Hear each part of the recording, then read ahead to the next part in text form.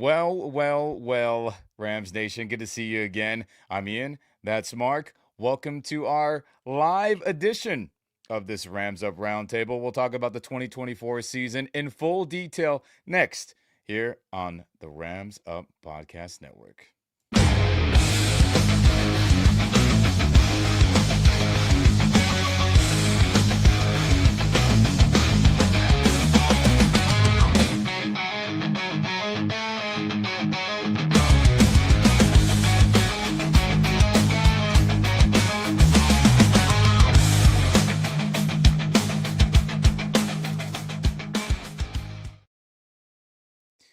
Oh, Rams Nation, it has been some time since we've gotten together. A lot has happened and a lot to reflect on.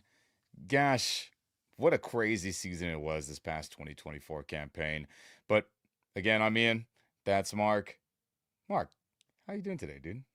Hey, pretty good. It's been a little while. We took some time off. Been just kind of sitting back and looking back at this entire season, and I think that's what the show is going to be partly about. What could have been, but also, a lot to be happy about if you're a Ram fan. I think. Yeah, I definitely think so as well. And it's watching that last Super Bowl, I will say, was kind of irritating just because, gosh dang it, I feel like the Rams could have been in that and could have maybe won a world championship. But that's in an alternate timeline. So be it. And we'll discuss how that 2024 campaign unfolded. So, again, everyone, welcome to our live stream episode here, a season recap, as we're going to go through all the nitty gritty of this past 2024 campaign, like I said. And I think it's important to start out with just how the hell did the draft unfold, as we had a first round draft pick. We didn't know what that would look like with Aaron Donald retiring, and do they go quarterback? Do they go receiver after all this, talk and hype of the tight end, the wide receivers, just some offensive weapon, as McVay has been known to just say, let's spend high capital on offensive players. No shock. But I think looking back at how this unfolded, I think we all have to be incredibly happy with not only the draft picks, but even the quote unquote unofficial college free agency that is the post draft scramble that everyone has to get into. So Jared Verse, Braden Fisk, Blake Corum, Cameron Kitchens, Brennan Jackson, Tyler Davis, Joshua Carty, Jordan Whittington, Bo Limmer, KT Livingston. And then how can we not bring up Jalen McCullough, Omar Spates as a part of this, this rookie class as well. But holy crap. What a freaking awesome group. Another Sneed masterclass for this group right here. But you know what? I want to get your overall grade here, Mark, on what you think this draft class and even the undrafted free agents that eventually joined the Rams and played some meaningful football. What is your grade on this group? Well, it's got to be an A, and I'm going to say let's give it an. I want to give it an A plus, but you really need to nail every pick for an A plus, right? And I'd give it an A minus, and the only reason I'd give it a minus is we need a little bit more time to see what happens with Blake Corum and Brennan Jackson. Other than that, KT Leviston, 7th round pick. How hard are you going to grade yourself for a 7th round pick that hasn't set foot on the field yet? But man, First, Fisk, Kinchins, Tyler Davis, we tend to forget about him. Jordan Whittington, Joshua Carty, Bo Limmer, all significant contributors. So absolutely. Yeah, that's a good one. And Rams Nation, what is my grade? Definitely an A. It's got to be an A. Jared Verse, Defensive Rookie of the Year. Braden Fisk, a finalist as well. Blake Corum, who I like the draft pick, obviously didn't get a lot of opportunity, but I feel like every time he got opportunities, he played pretty good, in my opinion. Is the pass blocking there yet? Probably not. I don't think so based on film, but he wasn't putting a lot of those opportunities anyway. They were like, you're in, you're going to run the damn football. And he looked good to me. Now, is it this world breaking, Jameer Gibbs, Saquon Barkley, Derrick Henry level running back in terms of speed and burst? No. But it felt like a lot of times he was breaking tackles, having massive cutbacks that were leading to 30 plus yard gains. A lot of them were, holding penalties on somebody who didn't need to yank on the defender, so they got called back. But a lot of his runs I was very impressed with, and it's unfortunate that he broke his arm, in that Week 18 game. But I like that pick. Cameron Kitchens, who I just did not like his play at all at the beginning of the season. At all. He totally flipped the script on his young path. As do you remember, Rams Nation? Anyone who tuned into our roundtables or any of the film breakdowns, he had absolutely abysmal moments weeks 1, 2, 3, and 4. Sincerely, bad coverage, bad angles on tackling. I mean, he looked bad. And then for him to be a game changing player like he was on defense playing safety, that whole second half of the season, more late half, right? Those final 6 games or so.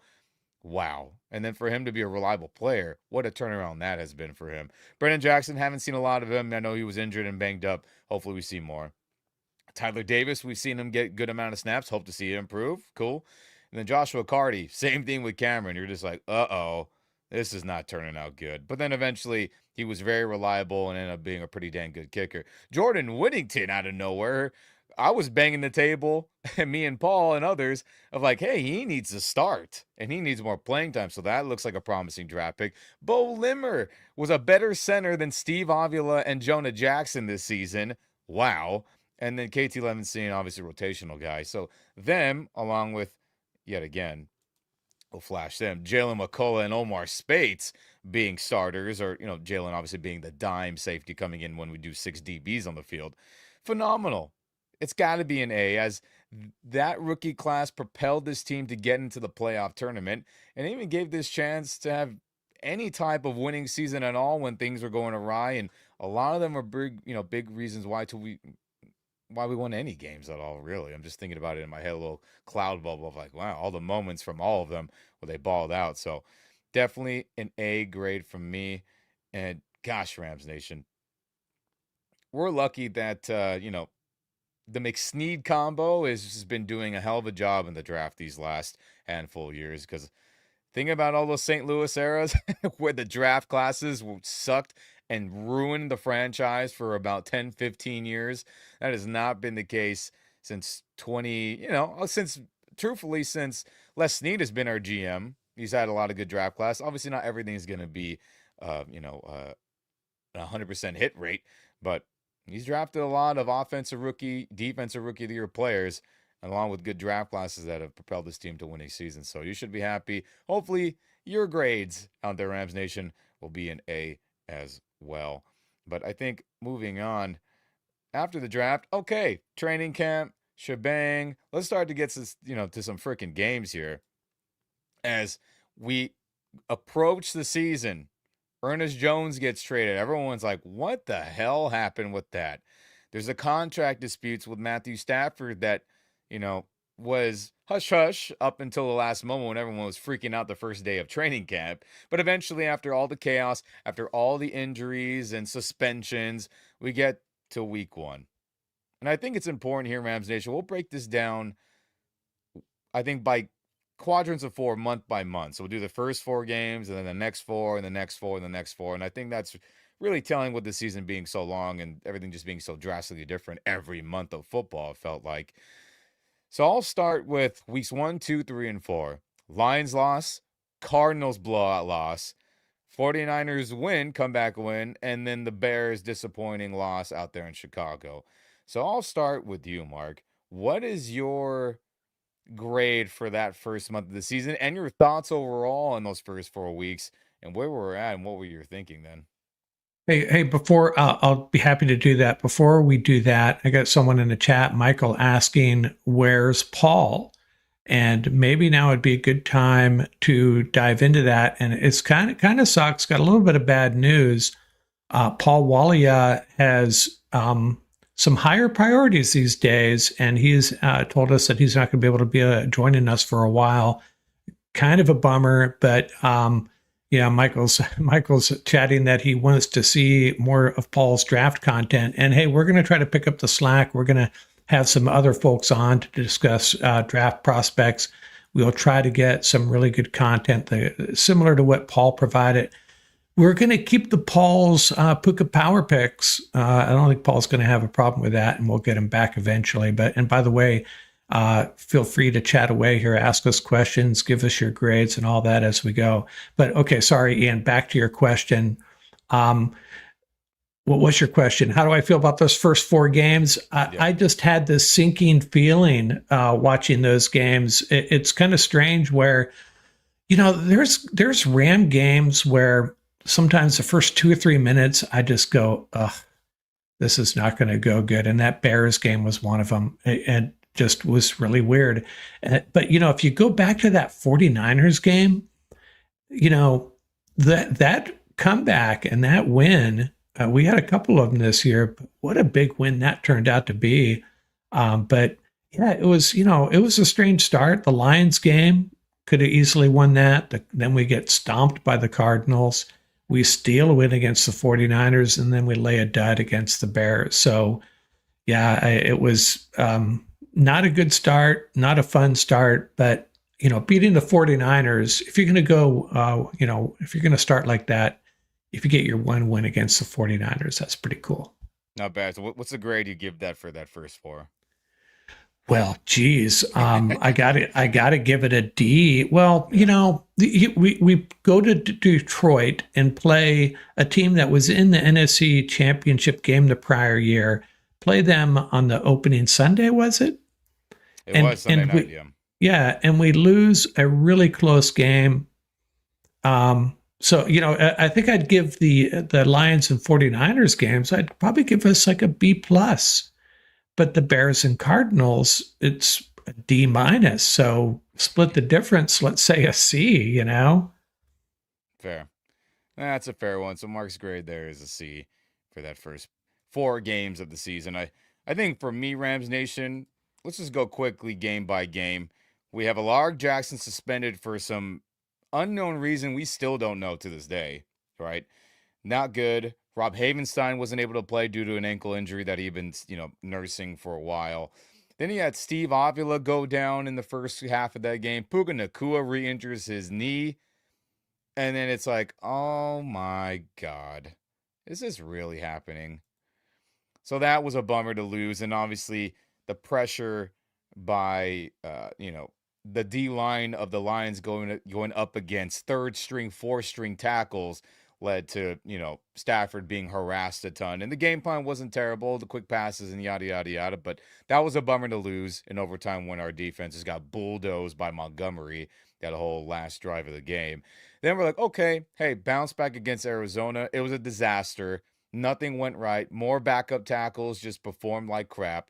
Defense got annihilated. Braden Fisk, the rookies, Jared Verse, the whole defense couldn't tackle to save their lives. Couldn't stop Marvin Harrison, who still, that was his best game as a professional up until this point, which is crazy. It was bad. Kyler Murray's best day as a professional.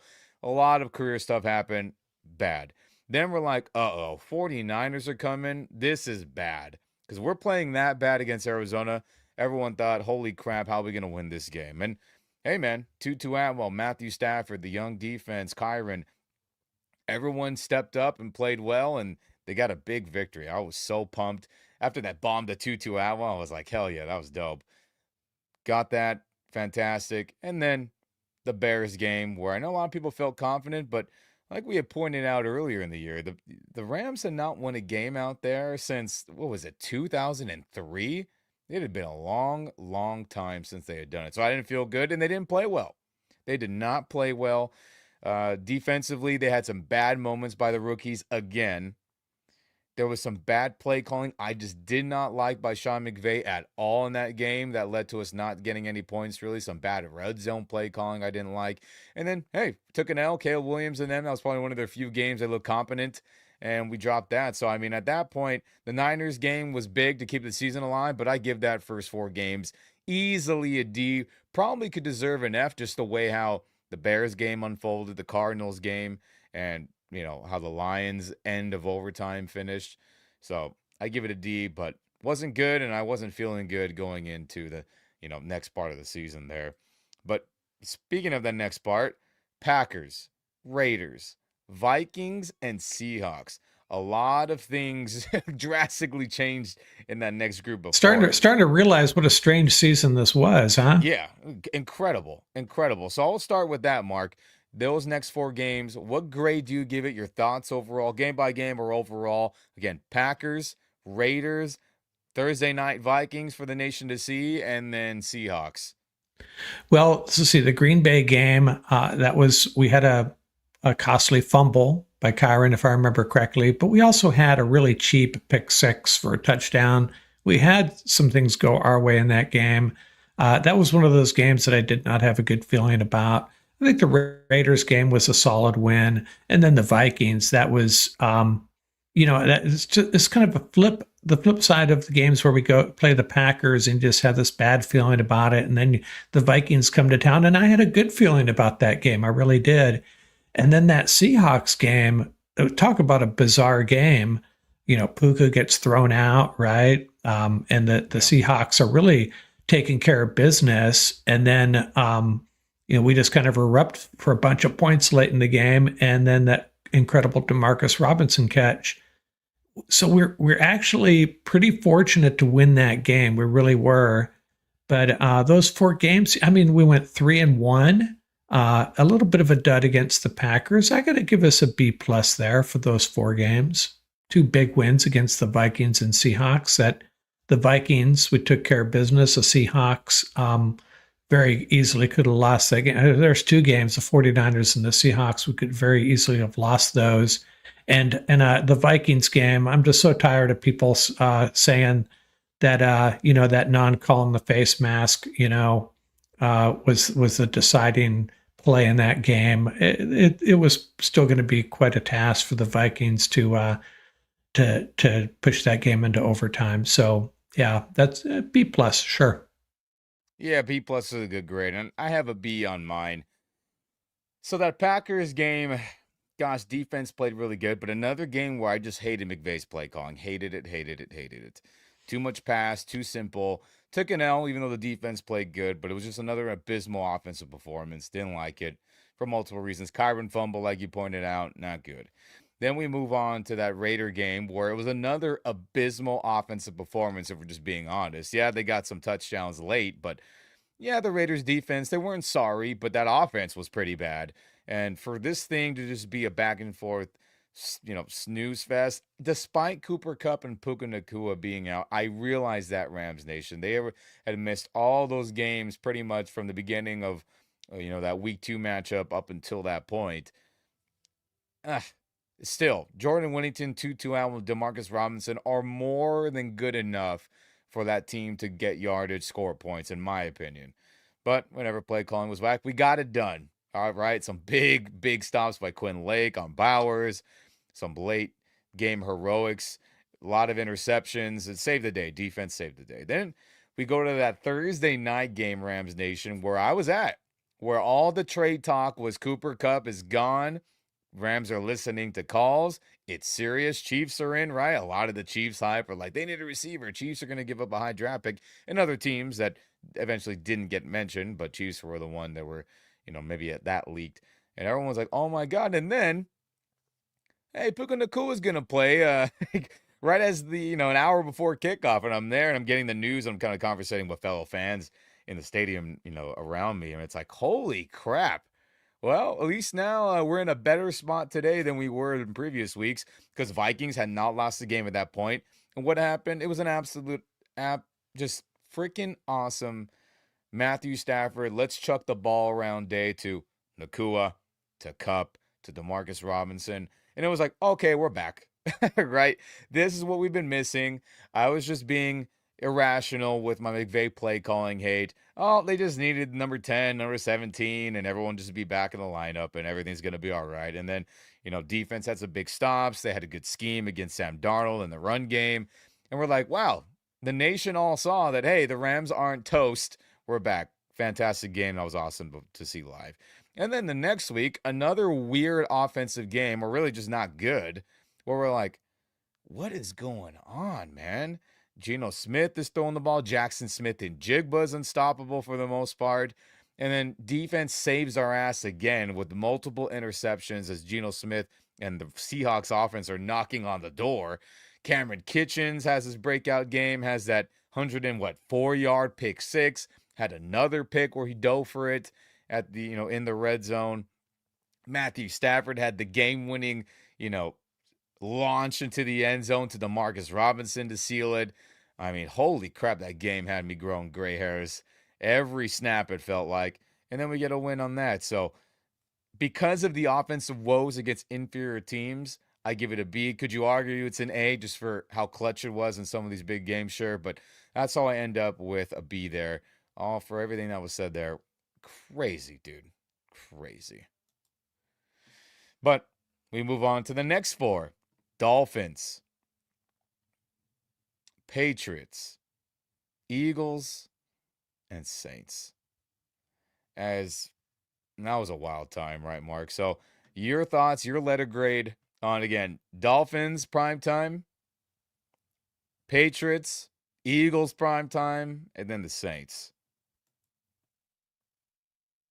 Okay, so I'm sorry, I'm distracted by some questions. Peo Time just asked me a funny question that actually applies. He's asking me if your girlfriend asks you to go to a wedding on a +1 as a +1, but it's on day 2 of the NFL draft, do you go?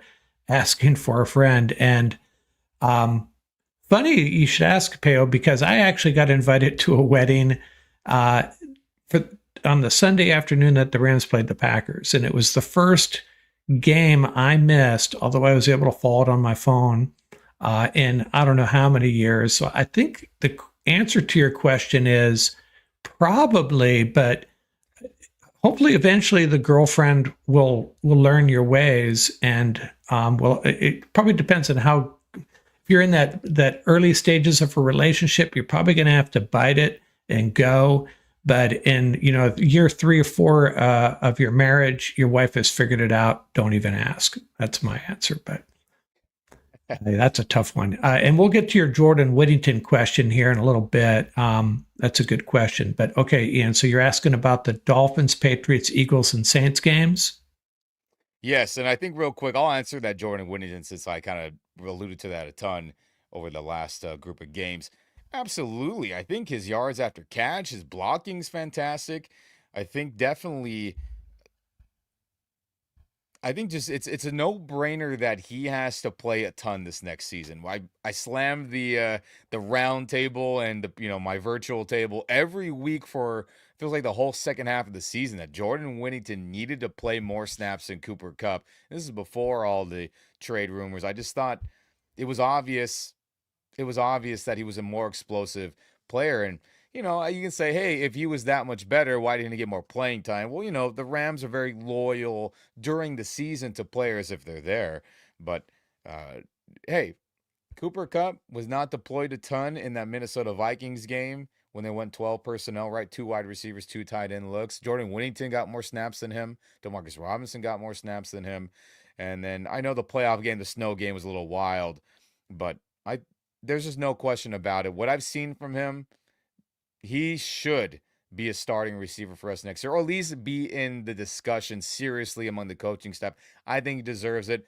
We'll see what happens. We can say that about a lot of players. Deserve a chance, but I think based on what I've saw or I've seen from him, he definitely needs it, Bale. So we'll see what happens. Hopefully he can not be banged up, as I know that was a big thing with his time at Texas, which is why he probably fell and didn't get as much opportunity as his fellow Texas teammates that were drafted above him. But I hope we see a lot more of him. Jet sweeps, blocking, quick slants, yards after catch. He obviously can go deep. I mean, I know our friend Jay Gellenbogen has fantastic stats, and I know Blaine Grissack has put a lot of stats. Like his yards of separation on routes and explosion plays is really, really excellent among all starting receivers. So that, and based on what I've seen on film and everything I just described, he needs it. He needs it definitely. So good question there. But we'll see what happens. And I do think he is a better player right now than Van Jefferson or Josh Reynolds or any other the third receivers you can think of. But Jay Witt, we need more of him. But Go ahead, Mark. So again, Dolphins, Patriots, Eagles, Saints. You're great on that, and then your just assessment overall of that crazy stretch. Well, it wasn't overall a very good stretch. I mean, the Patriots are a team that we should have beat even more handily, I think. The Dolphins was another dud. The Eagles, Barkley just going off on us. And then the Saints, if I remember correctly, our first half, our offense was just putrid. And then we put some points on the board in the second half. My son was in New Orleans for that game, and I felt bad for him watching but the second half was pretty electric, if I remember correctly, and a really good game. So I don't know. I guess I'd give it a C. 2-2. I don't think there's really anything to get overly excited about here. Beating the Patriots and the Saints, those are two teams you're supposed to beat, and we did, and neither of them. I don't think we. Those are the types of games where we need to just put teams away and destroy them and win 30-3, and both games were a little bit of a struggle. Yeah, it's good. Mark's great to see there, Rams Nation. And for me, I was pulling my hair out. Feels like a ton during that stretch. I'm giving it, because I had high expectations with the team being a lot healthier and all that. I'm giving them a D for that stretch. Why? Because in front of the whole nation, they wet the bed so severely bad against Calais Campbell. You let him kick your ass the entire game. And I get it. Rob Havenstein did not play that game. But I just thought the game plan overall wasn't that good. Again, offensive, diversity was lacking. And then, the defense did enough, but it was just another, a McVay special, I like to call it, where there's just some games every year, Rams Nation, is either 2, 3, or 4 of them, hopefully no more than that, where the game plan doesn't make sense. It was like, hey, Dolphins are a top 5 pass defense. Why are we trying to throw it all over them a ton? Why are we barely running it? And that ended up being the case, and we lost. Shocker. So that happened, wasn't happy about that. And then we saw the offensive fireworks go off against the Patriots defense, who from that game forward started to slowly decline. But the previous weeks, I thought they had some really good moments on the Patriots defense, led by, their former coach, Gerard Mayo. Puka Nacua had that crazy catch. Cooper Kupp had some big touchdowns. Defense had some clutch moments, and they almost screwed that up at the end. Luckily, Cameron Kitchens again had a nice interception to seal it. So we were, woo, one in New England, hadn't done that in a while.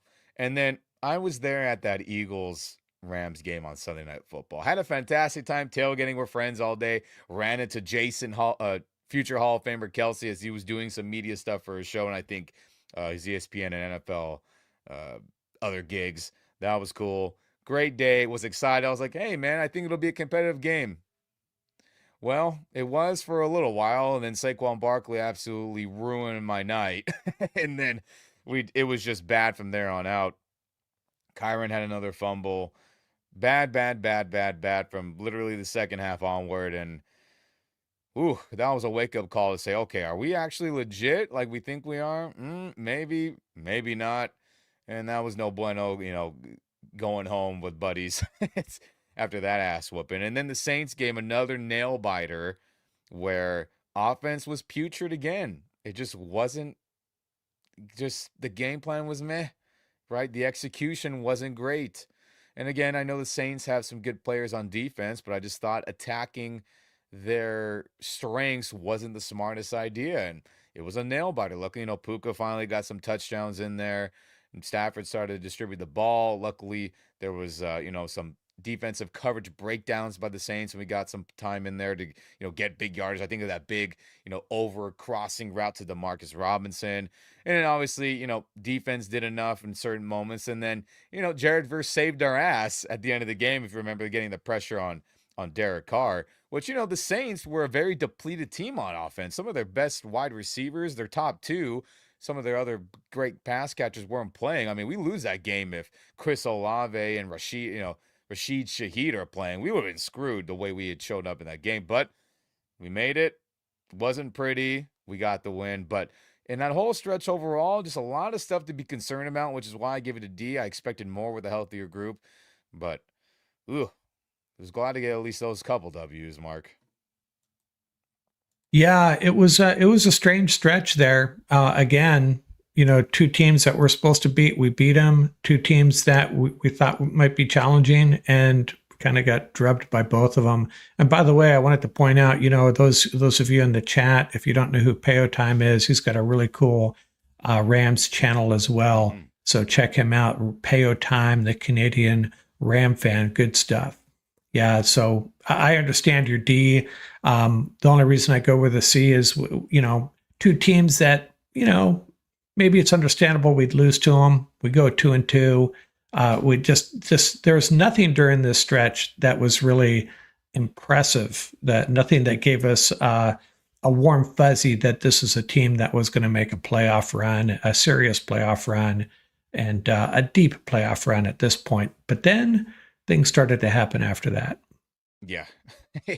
Things started to turn around. We move on to the Buffalo Bills game, the Thursday night San Francisco 49ers rain game, the cold ass game up in New York or New Jersey where everyone was freezing cold. It was the coldest game of the McVay era by far, according to all the temperature records that were going on, in Rams history, supposedly.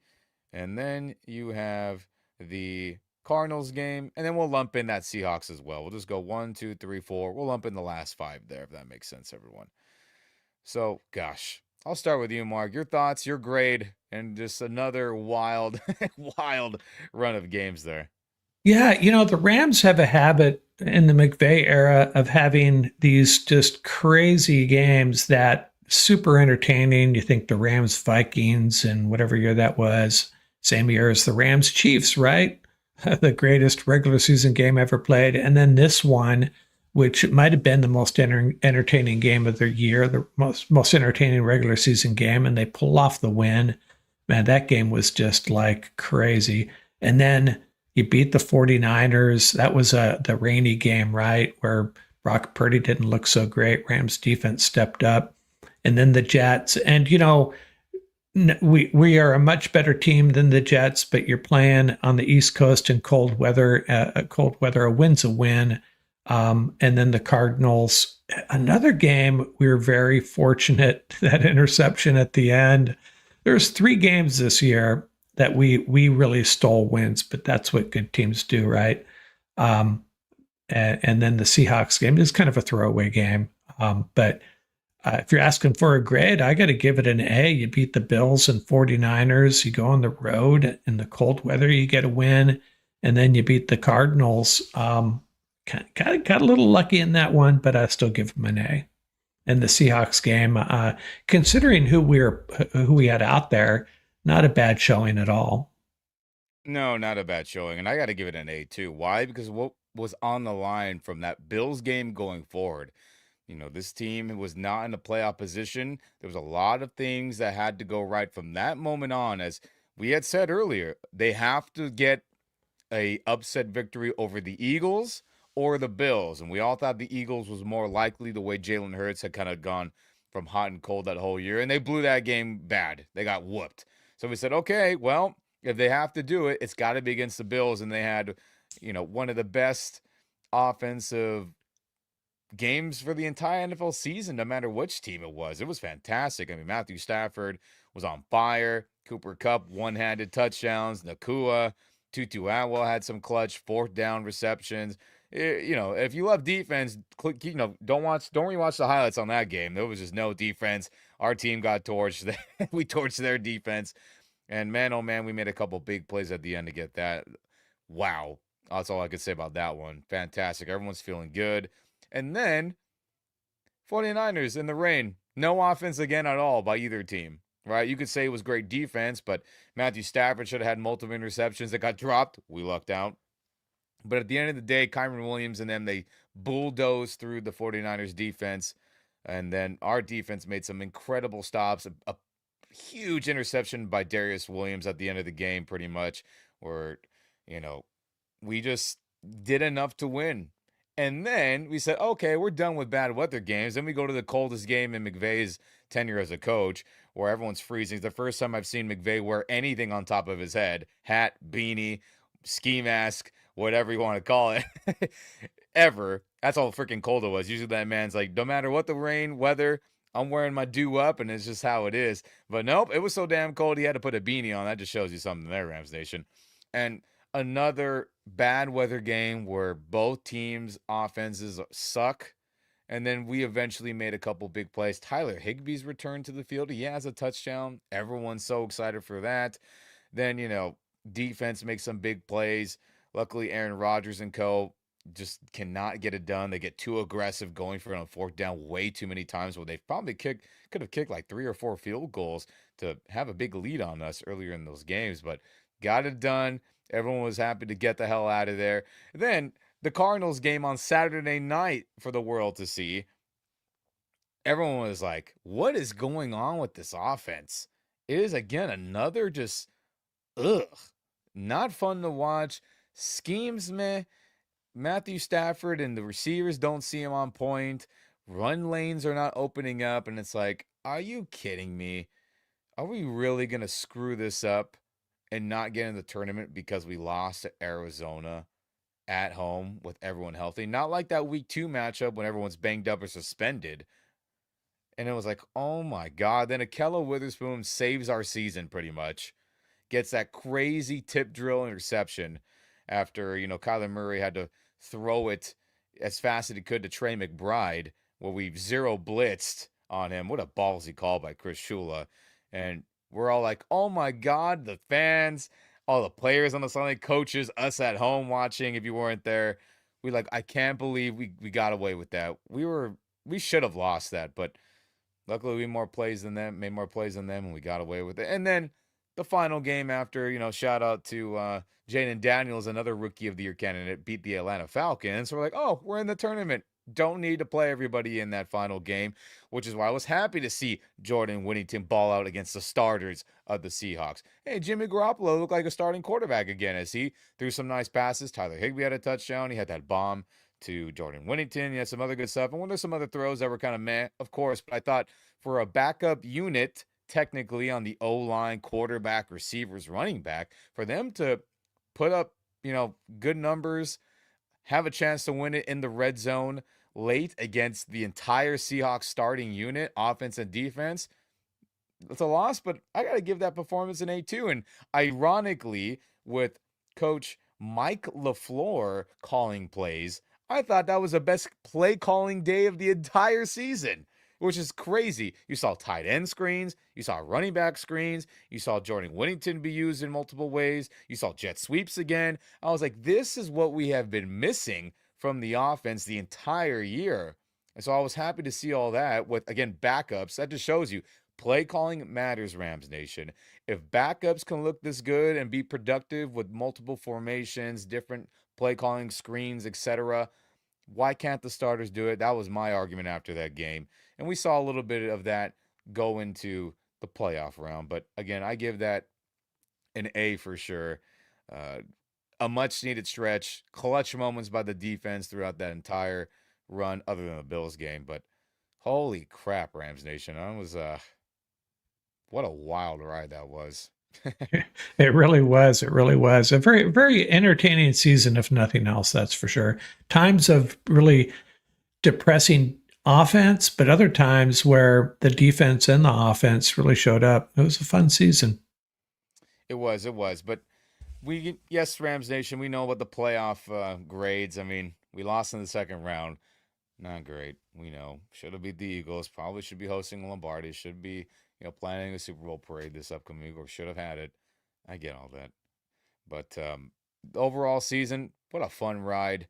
A lot of times I was pissed off, with just how things unfolded. But draft class, performance by that draft class, the way things unfolded. Uh, gosh, it was a fun ride. We didn't suck. I think that's the most thing. Other fan bases suffer all the time, right? Could you be a Bears fan right now where you thought we have our savior at quarterback and everything goes to hell? You know, could you be a Carolina Panthers fan, which the end of the season ended up being a little bit better, but majority of the year you were just sad and depressed. And we can go through other fan base. Could you be a Browns fan right now where you thought everything's fine, the roster's good, and everything go to crap because of a quarterback decision that should have never been made? We could have been in a worse spot. As long as the team has a chance to get in the tournament and make noise, I think that's, you know, a great thing no matter who's on your roster, no matter who your coach is or your coaches are, ownership, et cetera, et cetera. So with that said, I think it was a successful season as got to get in that damn tournament, and we did enough for sure. But I think it's important some of the highlights. Now we talked a bunch of highlights and all that, but who were some of the standout players in that? Who are the offensive studs? Kyron Williams, who I know a majority of our fan base was not happy about with how it ended, and I get it. He had almost 1,300 rushing yards, 14 total touchdowns. He was one of the only guys doing anything on offense for most parts of this entire season. And, the flip side of that coin is that he did cost us multiple games too with his, unfortunate fumbles and errors. I get all that. But he was a stud. He was the reason why we won a ton of games at all. So, those will be discussions we have going forward of, how can he continue to improve. Wide receiver Puka Nakua only played 11 games, almost had 1,000 yards. Oh, it would have been nice to see him get one catch in week 18 and then get yanked out. That would have been nice. But, McVay's like, hey, if you're not going for history, you're not playing. As in previous years, Stafford was like 50 yards away from, a 4,000-yard season. He didn't play. So, unless you're breaking records, they don't give a shit about any of that stuff. I get it. So, still balled out. O-line, Kevin Dotson had a great year overall. I know that last playoff game, there's some bad moments in there. Alaric Jackson quietly had a Pro Bowl level season, in my opinion, was fantastic. And then Matthew Stafford finished the whole entire year, 29 touchdowns, 8 interceptions, almost 4,000 yards passing. Dude's still a top 5 quarterback, Rams Nation. We'll get more into detail about our situation with him and other things. But offensively, we have a good group, I feel. Mark, your thoughts on the offensive studs this past season? Yeah, and as far as Alaric Jackson, we are going to talk about free agents here in a few minutes and his potential future, but and the wide receiver group. Demarcus Robinson, um, you know, just kept on scoring touchdowns for us, right? With not getting as many touches as you would hope, but he was very impactful and just a solid performance by the offensive line. And I want to see more Blake Corum. Be really interested to see what goes on with him next year.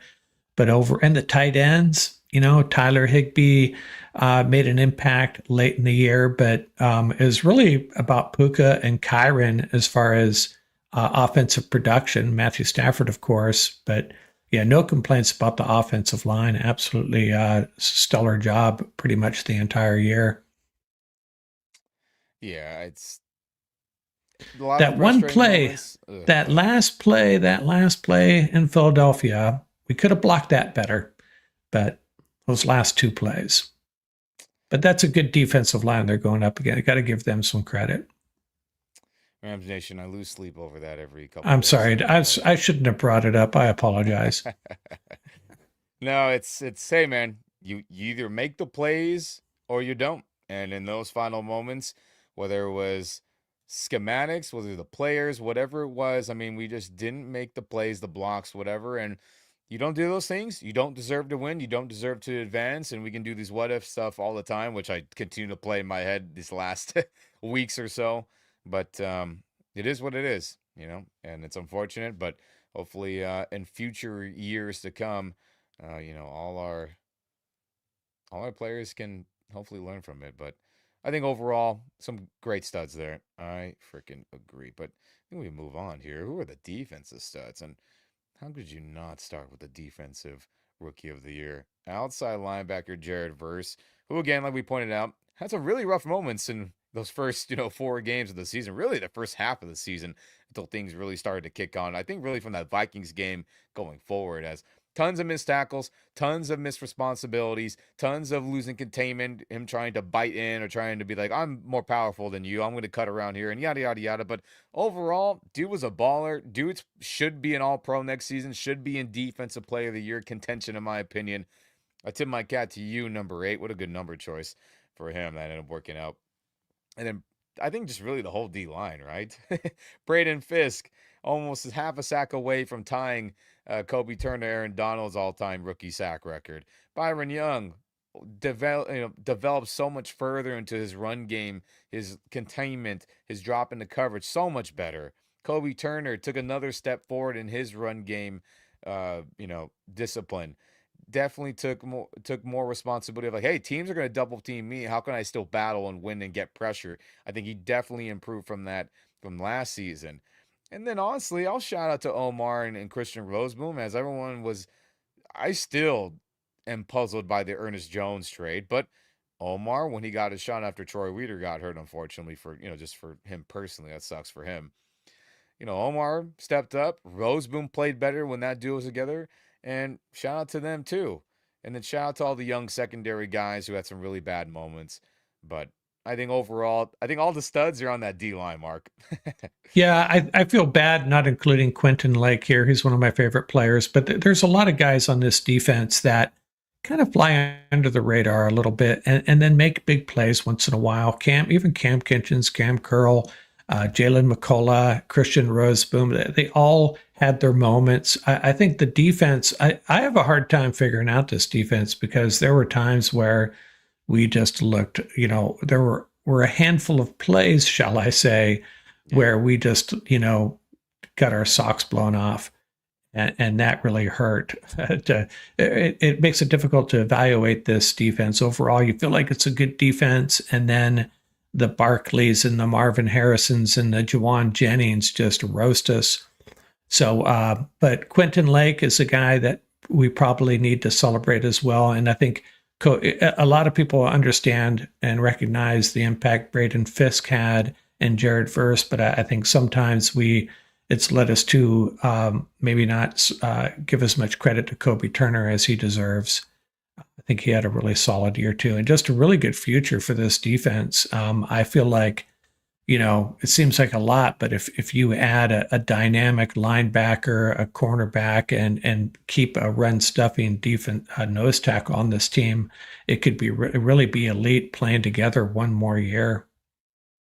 Oh yeah. I mean, it's just so exciting to see that the young group, man, has really, really emerged as a top unit, and we still think they can get a lot better, which is, I mean, that's great news, Rams Nation. If you're if you're buying stock in any defense, right? Who could take the next step to being good to elite? I think from okay to good. I think you have to take it in the Rams from whatever your benchmark is from one level to the next. I think they definitely could be a top 5 unit next year. No doubt about it. If this defensive line could be more disciplined as every, couple weeks or so we saw that improve, I don't see why that group can't lead the league in sacks, pressures, run stoppage. I mean, just all the above, sincerely. Jared Verse, Braden Fisk, Kobe Turner, Byron Young. I mean, that's a group of 4 right there that could really be, right? 2007 Giants-esque, 2011 New York Giants esque, where really, not that their whole defense wasn't good anyway, but like that group of 4, those years they won the Super Bowl, single handedly went on to win Lombardi trophies for those cities or for that city of New York. I think of that like this group, those 4 guys have the chance to be that level. I feel over the next 2 seasons as they're all going to be on their rookie contracts together for another 2 years. I mean, what a fantastic situation! Great drafting, man. Yeah, and Exciting. Jeff in Utah is pointing out, and I kind of agree with them. Follow that Philadelphia model, and I I've heard agree. that others experts have thrown this out here too. Should say not other experts. The experts have said that draft defense and bring in star talent on offense through free agency. That's a formula that can work for the Rams. And if they go out and use their 2 of their top 3 picks for another defensive lineman and a cornerback, that I would agree with that. I would agree with that approach. Yeah, I would agree with that too, for sure. And gosh, what a crazy, just crazy. Just thinking back about all that, and you know what I'm thinking about right now, Rams Nation. I'm thinking about who are the fails this year, right? A lot of positive. Who are players, people, and I think this really gets lumped into, in my opinion, who are the free agents that were Yeah. fails. Let's just be honest. There were a handful of free agents that were just awful. Let's just call it what it is. And I'll go down this list as such. And Rams Nation, let us know here if you're in the chat who you would say free agent signing was the worst. And then your grade overall, we'll share that here on the screen as well. So, Boston Scott, the running back, was a free agent signing. Tre'Davious White, the former All Pro. Jimmy Garoppolo. Cameron Curl, who ended up, starting. Colby Parkinson, who ended up starting. Jonah Jackson, who started 2 games, one week 18, one against the Dolphins. Darius Williams, who played some good football for us all year. Then you had the restricted free agents. You had Alarg Jackson on a cheap deal. You had Ronnie Rivers on an affordable deal. You had Troy Reader on a really cheap deal. Michael Hoyt on a super cheap deal, excuse me. Tyler Johnson, the wide receiver. Laryl Murchison, Christian Roseboom. I mean, you had Demarcus Robinson coming back, right? And I think all those are, you can say, hey, they returned to the team, but they were free agents. They were part of the free agent class that you had to allocate money to get them back. So all those guys, and Kevin Dotson, of course, let's not forget him. That was a huge one we were all stressing about majority of the year. Um, Again, one more time, I'll be fast.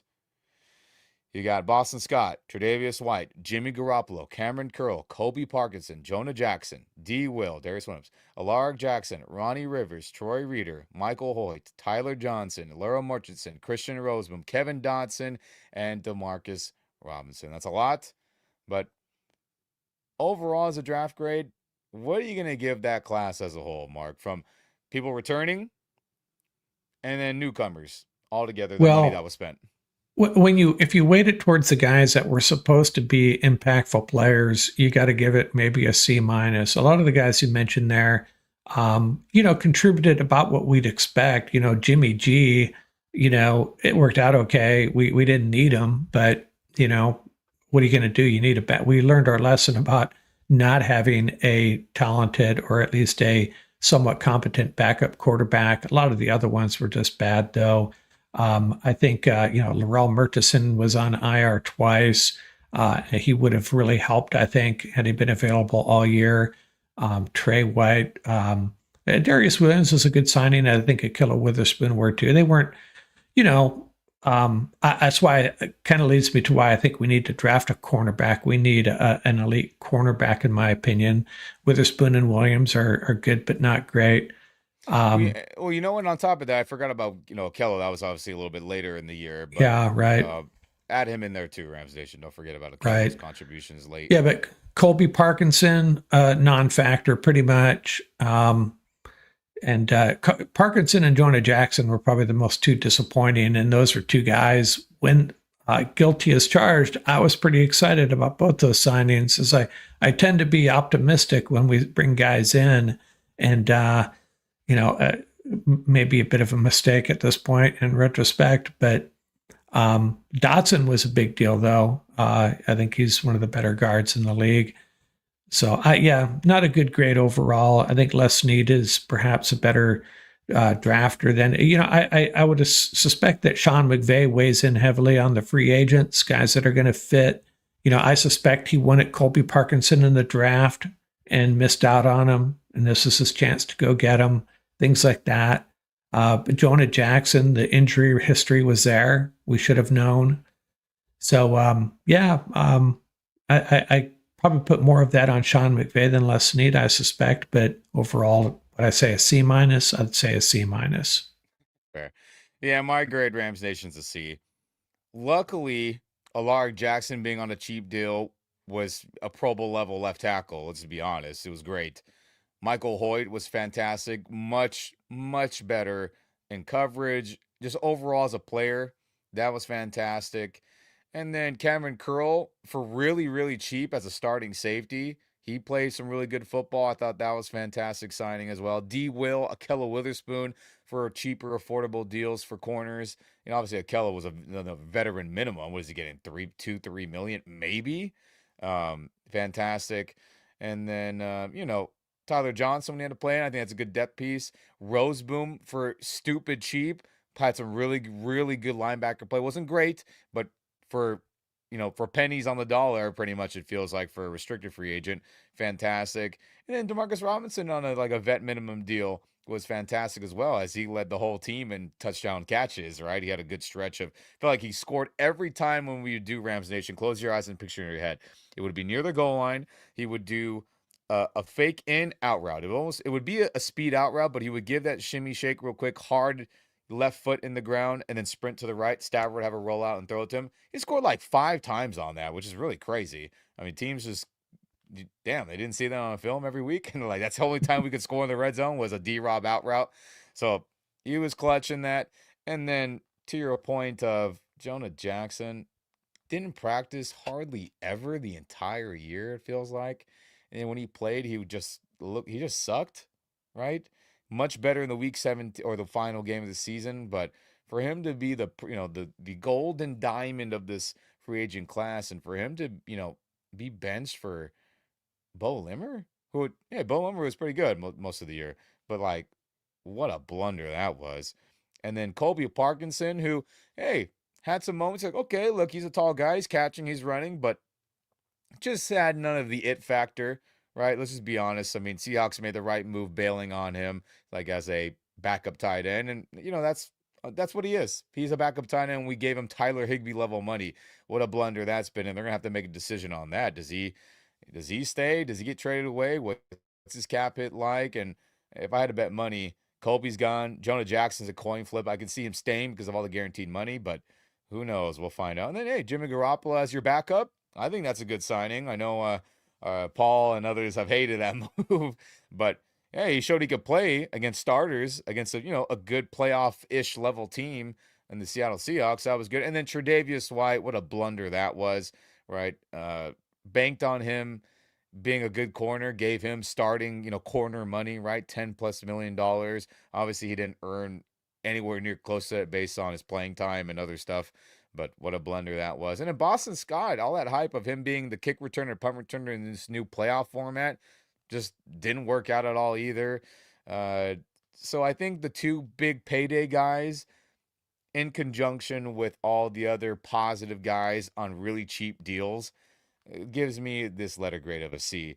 Luckily, all those cheap deal guys balled out, and the big money guys, their lack of contributions didn't sink and tank the season. Which, think about all the teams in recent memory, Rams Nation, not just with our organization, but where a big signing screws everything up. I mean, let's just go back a couple of years. The Allen Robinson signing, right? When he was wearing number one, everyone was so hyped, like, wow, Stafford's going to have a jump ball guy. And we just didn't even deploy him as that. What a failure that was. Another signing, Brandon Cooks, we paid him big money after training for him. It didn't work out. There's been a lot of offensive big money guys that we've acquired, trade or free agency, that just have not worked out. So McVay and that offensive staff, they got to figure this thing out and hopefully not continue to do this. It feels like every couple of years, the offensive side of free agency, draft, and all that, there's some big blunders every now and then with high capital, draft capital, or high physical dollars. But oh yeah. Comment section. Who are your guys' blunders, fails? You got Jeff in Utah saying Jonah Jackson. Yeah, He says that's the again, obvious one. Jonah Yeah. I vote fail. And then Jeff also says Witherspoon saved our season. No kidding. I mean, for him to be a tall, skinnier, faster corner, sometimes there's the yin and yang of that, right? Like if you're tall and fast, you're not physical. And I You feel know, like he's a complete package on that. So that's a good one positive guy thumbs up one on guy that. we really haven't talked a lot about, and you mentioned it briefly, is Cameron Curl. How do we feel about that signing? I mean, he was good, right? I mean, do you see him as being our permanent safety moving forward for a couple of years? Did he earn that right to be our default guy back there? Yeah, I just think because he's getting paid so cheap, he's not Yeah, getting veteran minimum money, but I think for what he can bring to the table, I mean, what is he getting? 4 million, 5 million a year? It's yeah, really minute for a guy who, let's just be real, he should have and could have signed with other teams for bigger dollars. Let's just be honest, yeah. but That's why I'm really happy with our safety group. If again, no superstars back there, but yeah, between him, Kinchins, McCullough, Quentin Lake, he's kind of a hybrid safety, whatever you want to call him. Got a lot of flexibility. That's one position I think I feel really. You can always improve any position group, but you got to feel pretty good about our safeties right now, I think. Yeah, we're in a good spot. I mean, everyone's young, everyone's not getting paid a gazillion dollars. Now, not it's not to say that if there's a player that deserves some big bank, go throw it at him and let's go try to win another championship. I got no problem with that. But to your point about Cameron Curl, the whole unit as a whole, again, we'll see what happens with Akello. He rightfully should be paid Tre'Davious White level money this upcoming season. He should have gone the contract Tre'Davious White got from us. The way he played in 2023 at Keller Witherspoon. I mean, he had a good season, in my opinion. Had a Yeah, fantastic end of the it year was this really year. strange how that all went down with him just kind of Yeah, hanging out on the free agent market into whatever month that was. And then when the Rams are finally in desperation mode at the cornerback position, they bring him in. bring him in. He's our number one corner. So we'll see how that all unfolds, right? I mean, there's all the cap saving scenarios, right? Do they say, okay, we like the way Kobe Durant looked. Do we cut D Will and have Durant be the cheap deal on that outside corner? Do they not bring back Akello again, which I think wouldn't be a smart idea at all? I mean, we'll get into the free agent stuff, but overall, as a secondary unit, Cameron Cole being paid cheap, D Will. Hopefully, Akello is not going to try to break the bank on us, even though you could argue that he might deserve it. And Kobe, Kitchens, McCullough, right, as the dime safety, having a lot of interceptions. We're in a good and spot. I know a lot of people weren't excited about Darion Kendrick, but I still think he could be a contributor to the secondary when he comes back. Yeah, yeah, most definitely. I mean, Jeff and Utah, shout out to your comments here. His safeties on Rams are better than I can ever remember. We had a single good safeties in past, not multiple like now. I agree. We just went through them all. Emmanuel Yeah, Forbes, who you'd we have to got on the go back. waivers.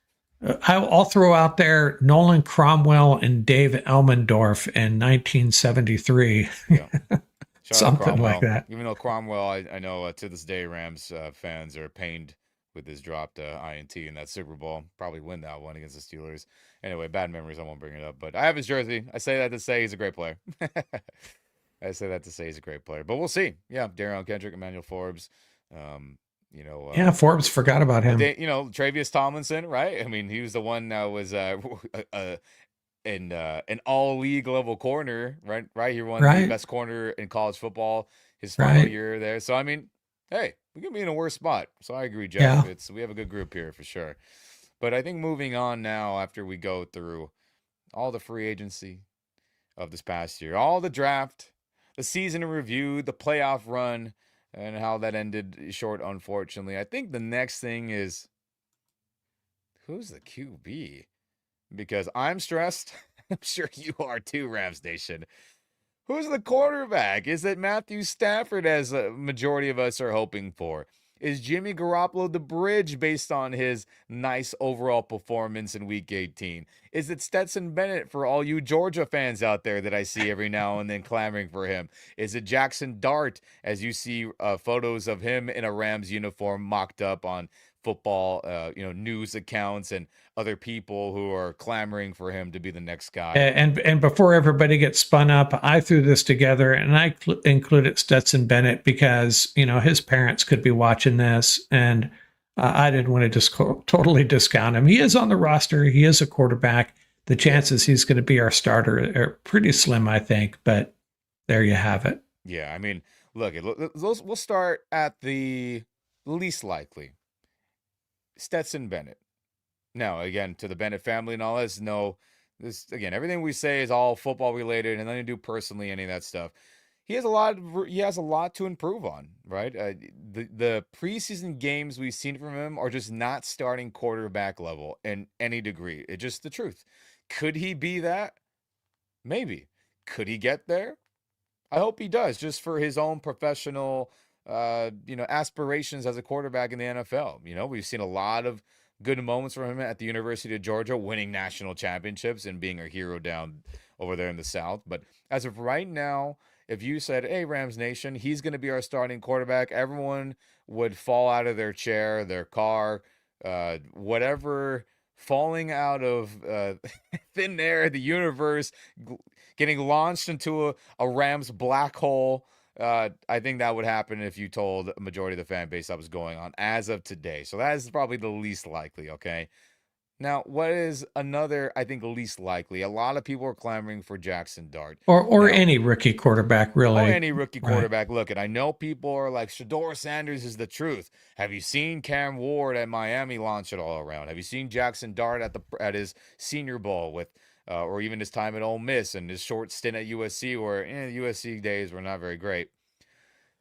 Where this team is at, to turn the keys over to a young rookie quarterback, I think would be a disservice to this group, who is, again, a couple plays and turnovers away from, my opinion, beating Kansas City in the Super Bowl. I think they beat the Eagles. I think they beat Washington. And I think they beat this version of Kansas City.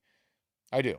So turning to a rookie quarterback who has no playing experience with a team that can compete at a high level, I just think would be a disservice to the fans, to the players on that team, to majority of the coaches who aren't accepting that route. I don't think that's going to be the case, and I don't think that should be the case. So I think that's the next least likely up the totem pole. So that would be more likely than Stetson, but it's still pretty least Yeah, likely to I happen. still think it's very possible they could draft a quarterback this year, though, No, and for sure. with one of those early picks too. Yeah, but to be the guy leading the squad, Right. nah. Now, what I think is the second likely, truthfully, is a veteran quarterback. Now we have Jimmy Garoppolo here because of what he did and supported as the backup quarterback this past season.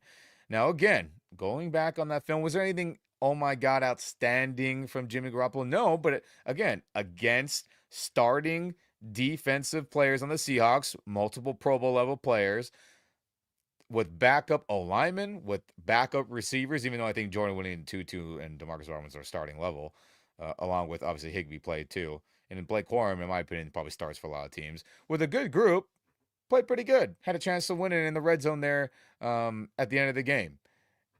Is that an option? Is Sam Darnold? Is Kirk Cousins with his former ties Yeah, with Sean McVay from the Washington days? Manuel Uh, wants a little bit of Will Levis. I would take it. Let's pull that up, Manuel. What do you got to say here? I would take a chance on Will Levis from Tennessee. Whew. I can't comment on that because I really haven't seen him play. I know the team has struggled with him at quarterback. That's not necessarily all on the quarterback, though. Yeah, it's and he also says Sam Darnold, Kirk are no bueno there. But I think in terms of let's just say the Stafford thing goes kapoof and everyone's in a coordinate. What would they do? The most likely would be, I think they would turn to Jimmy Garoppolo. I know majority of the fan base would hate it. I think because of the money, I think Jimmy would maybe get 15, 20 million max. He would command and would and he would take it, Well, working with Sean McVay and all that. let's be honest here. Jimmy fits this offense well, I think. Jimmy has proven that he can win at the NFL level and be very efficient and very productive. He has some shortcomings, but Absolutely. you can win with him. I mean, what's his record against the Rams? You know, he diced us and spliced us many times. Yeah. And again, it's really about the money, Rams Nation. Sam Darnold's going to command heavy starting level money, right? 40 million plus. The Rams, a Rams going to move on from Stafford and then throw it at Sam Darnold? That would be dumb.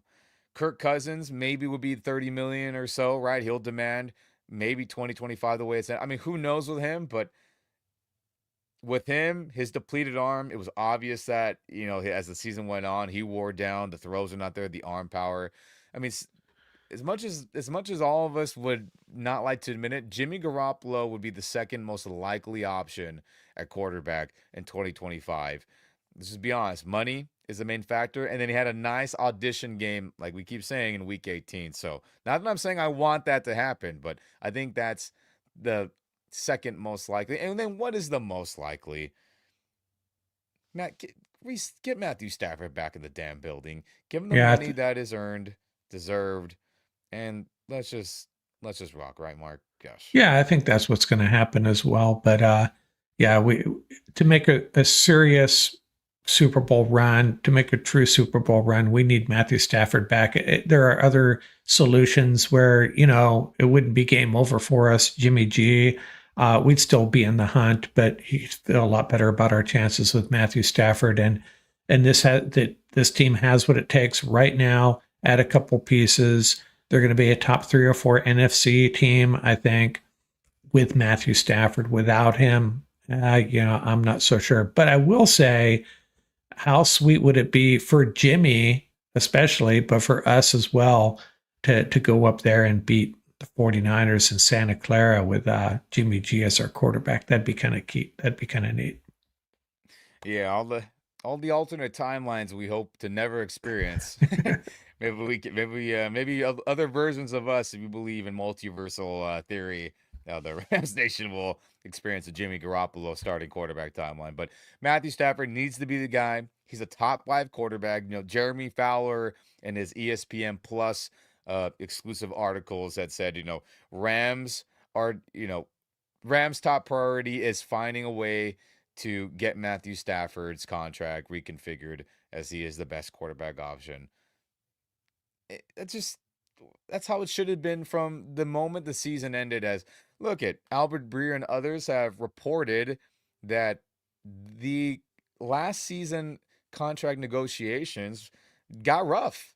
And I know our reporters who report for us on behalf of the fans, right? You can think of everybody, Jordan Rodriguez and others, were told that negotiations were truthful and not tough. And then you got outsiders who are being told, no, it was not good, which I tend to believe it was on the not good side based on how long it went. Based on Sean, if everyone remembers, I bring this up every now and then when we talk about it. Sean McVay looked like he had seen the devil when he had showed up to that training I camp remember post that. game Yeah. press conference where he looked like wide eyed, stressed, kept just doing the typical. If anyone studies any visual cues of people and how they look, their body moving and all that stuff. I mean, dude looked like he's going through a divorce, right? If you've seen anybody, unfortunately, have to deal with that in their life. And obviously, there was no quarterback coach divorce, but it was not good. And now with all the reports coming out, like, hey, last year was not good between Stafford's camp and the organization. I tend to believe that based on that info and what we physically saw from our own coach in that same moment. Hopefully this time around it will not be that way, as Kelly Stafford has had a bunch of stuff on her podcast, and she's applying pressure to the Rams. And I know a lot of people hate her, don't like her talking about anything. Whatever. Is it annoying in the sense of like it's causing a lot of anxiety for the fan base? I think that's no fun. But if that was your family and all that, you advocate for your Hall of Fame level, family member to get paid accordingly to what they do on the field every week. So from our Rams fan perspective, I get the angst of like, hey, please stop making us nervous about what you're saying. But then from the family side perspective, I understand, like, hey, we're going to put the pressure on them. Pay my dude, my guy, whether husband, cousin, brother, sister, dad, uncle, whatever. Pay him what is respectable and right at the minimum. So I think it'll be another at least $40 million guaranteed. And I'm down for that every year going forward. As long as Stafford's not being unreasonable, being like, hey, I need 55, 60. Yeah. And I think what might have pushed Kelly over the edge, and I don't have a problem with her at all. I mean, let her speak her piece. That's fine. But it seemed like they were set off a little bit by the whole Cooper Cup thing, and that's just part of the business, And I understand, I'm upset about the Cooper Cup thing, but I also realize we're going to talk about that in a minute here too. But it has to happen eventually, and it's a bummer for Matthew and Kelly that the Cups might be leaving SoCal. But what are you going to do? Now, what are you going to do? And again, out of all the options, how could you reasonably, convince our fan base that any of the other options is better than Matthew Stafford returning at $45 million?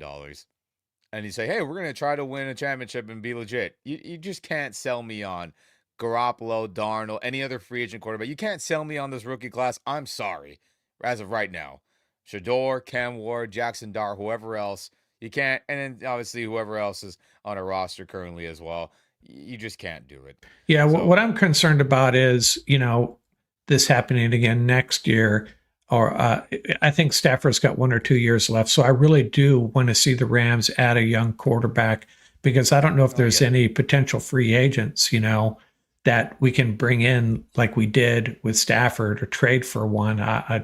People have talked about Trevor Lawrence and a couple of other guys, but none of them really excite me. None of them have proven themselves to be the gunslingers and the successful quarterbacks that can put a team on their back and win with, like Matthew Yeah. Stafford has. So we got to start looking for that next one, and it might be in this year's draft.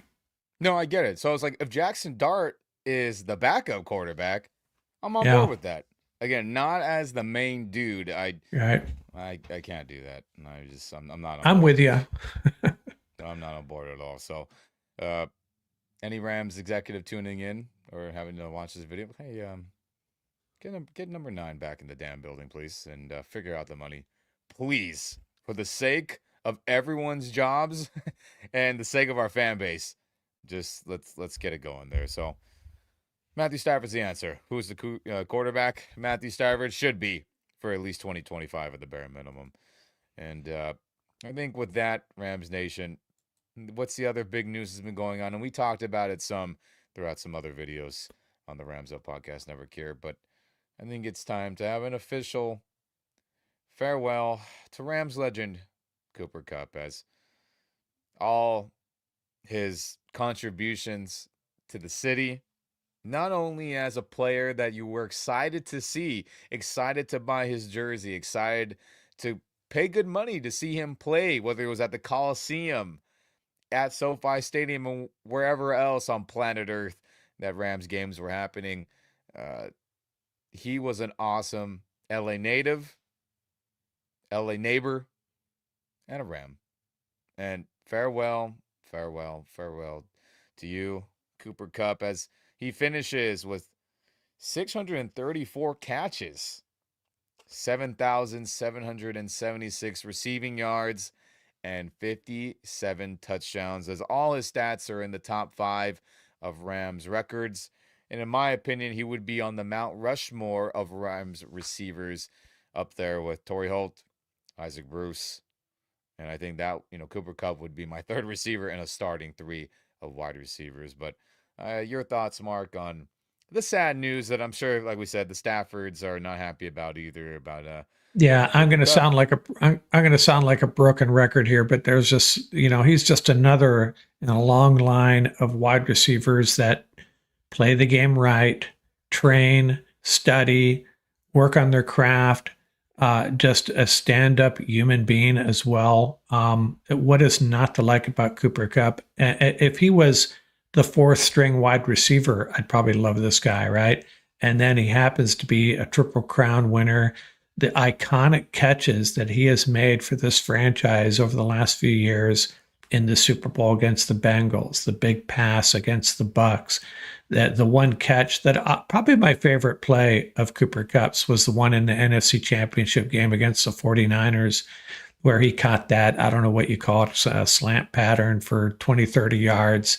And he just got up. I've never seen him so excited and so emotional because he knew he had just put a dagger in the 49ers' heart and we were going to win that game. And just great memories. And it's probably not going to set in until we see him on a Sunday next season in another team's uniform. And it's going to suck. It's really going to suck. It's going to, but it has to be that way. We all saw this coming. It was quite a bummer to see his contributions deteriorate over the course of the season, and you got to move on. But at the same time, we can recognize him for what he is, just a fantastic person and player that, if you're not a Cooper Kupp fan, you should be. He's just an easy guy to like and a great player. Yeah, it just sucks. Like we talked about, in previous, I think, videos and throughout the season, that at the end of the day, the Rams are savages. They just are. And no matter who you are and what your status is, if the money and the performance and play on the field are not matching, they will move on from you. and we talked about it in previous, videos and stuff. I mean, whether you're Jared Goff, who just got paid, Brandon Cooks, who had just gotten paid, Jalen Ramsey, who had been, barely been paid, Bobby Wagner, Leonard Floyd, Robert Woods, Aqib Talib, Marcus Peters, Michael Brockers, Jared Goff. Uh, Gosh, we can think of tons of other guys I'm forgetting about, but this team, we'll move on for it. Ernest Jones is last year. I mean, we can go. I mean, I'm sure there's plenty of players that I'm Cam blanking on. Akers. Cam Akers. I'm obviously that was a little bit different, but like Yeah. they'll bail from you, and I mean Cam Akers is a part of that as well. They'll bail from you, and no one is safe. That's why I know we're all kind of stressed about Matthew Stafford's situation, but I think as long as the money and the production match up, then there's nothing to fear. But Cooper Cup, unfortunately, is a part of that next wave of players for the Rams that unfortunately are hey, the production and the money are no longer matching. See you later, dude.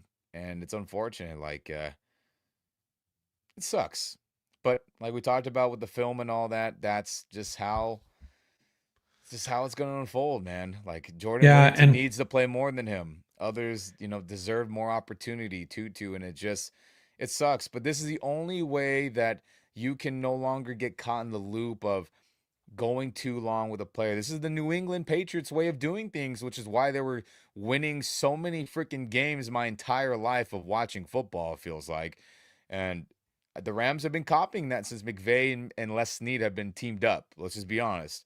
That's how they do business, and it'll continue to be that way as long as those two are leading the way in front office and coaching and play calling on the field. So crappy, crappy, but yeah. it's bound to happen. But I think on a happy note, and I shared this in the breaking news episode, shout out to me and Cooper Cup back in the 2018 training camp as I met him. Great dude. Talked about not just football, but a lot of other fun stuff about LA and his time there. And I'm going to get that professionally printed, hanging up with a jersey that I have. And Cooper Cup's the dude. How long ago And was that picture taken? this was the 2018 training camp. So this is I was gonna say. his going into his second season after he had a good rookie year, and then unfortunately that was a little bit I don't. that I same think season that where he tore was. his ACL and we went to the Super Bowl. But I think it was the last time he shaved. hey, well, I have the strong mustache genetics in my Oh, not family. you, So Cooper. I mean. oh, me and him both. Look at it. We both are bearded dudes now. Beard maybe one day my cheeks don't grow in as well, but Yeah. we're both we're less hair back Yeah. then. Yeah, and But shout out to hopefully, Cooper. hopefully, I think the Rams are going to have trouble finding a trading partner for him. They're going to probably end up releasing him, which is going to suck on another level because then where does he end up? I'd love for them to trade him to the Broncos or the Steelers, Yeah, something like that, or even the Chargers.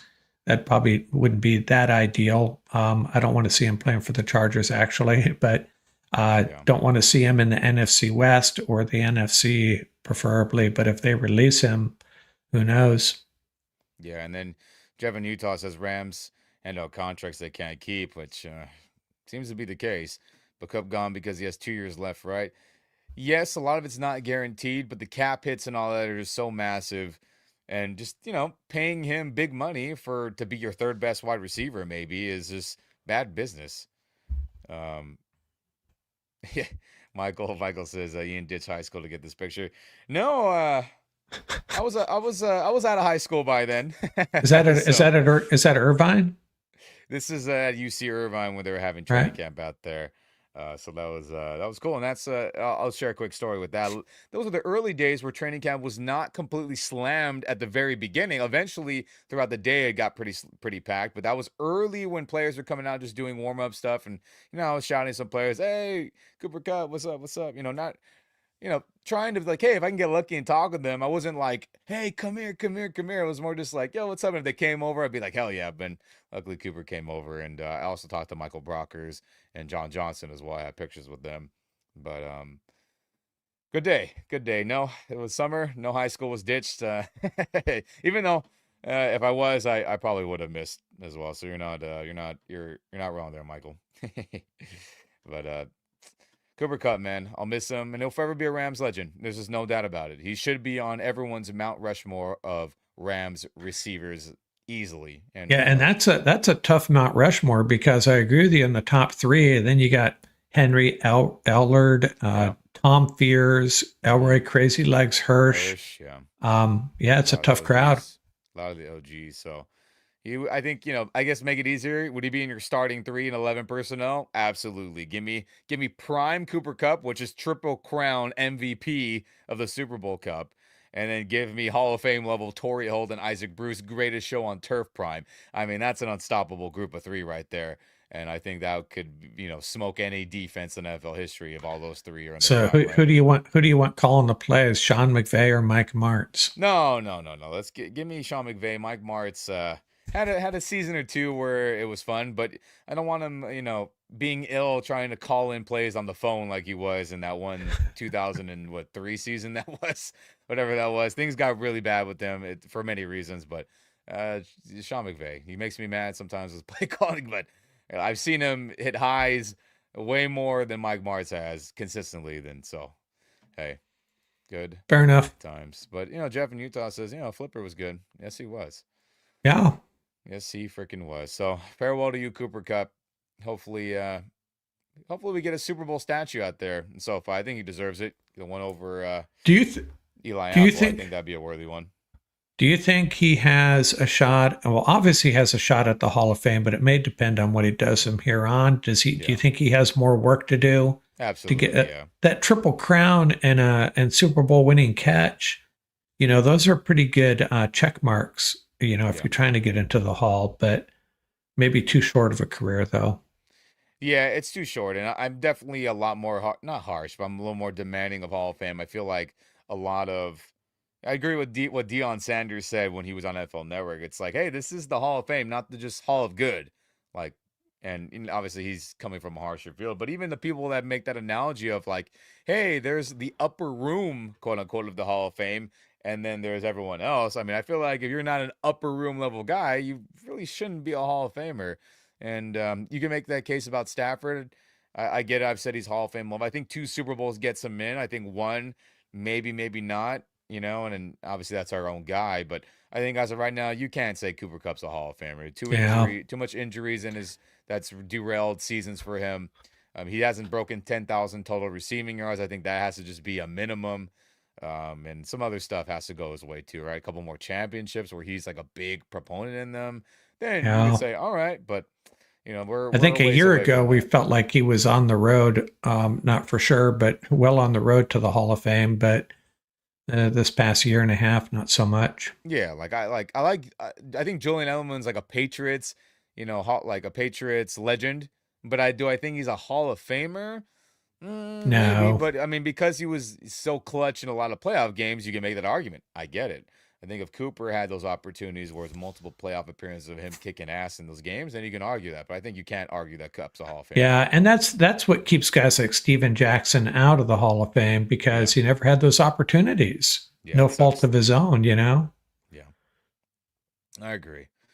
So we'll see. Hopefully, he has a good career, and I hope he continues to play well. Just for as a fan of Cup, fan of him as a human, what he's done for the LA community and everything else. I hope so.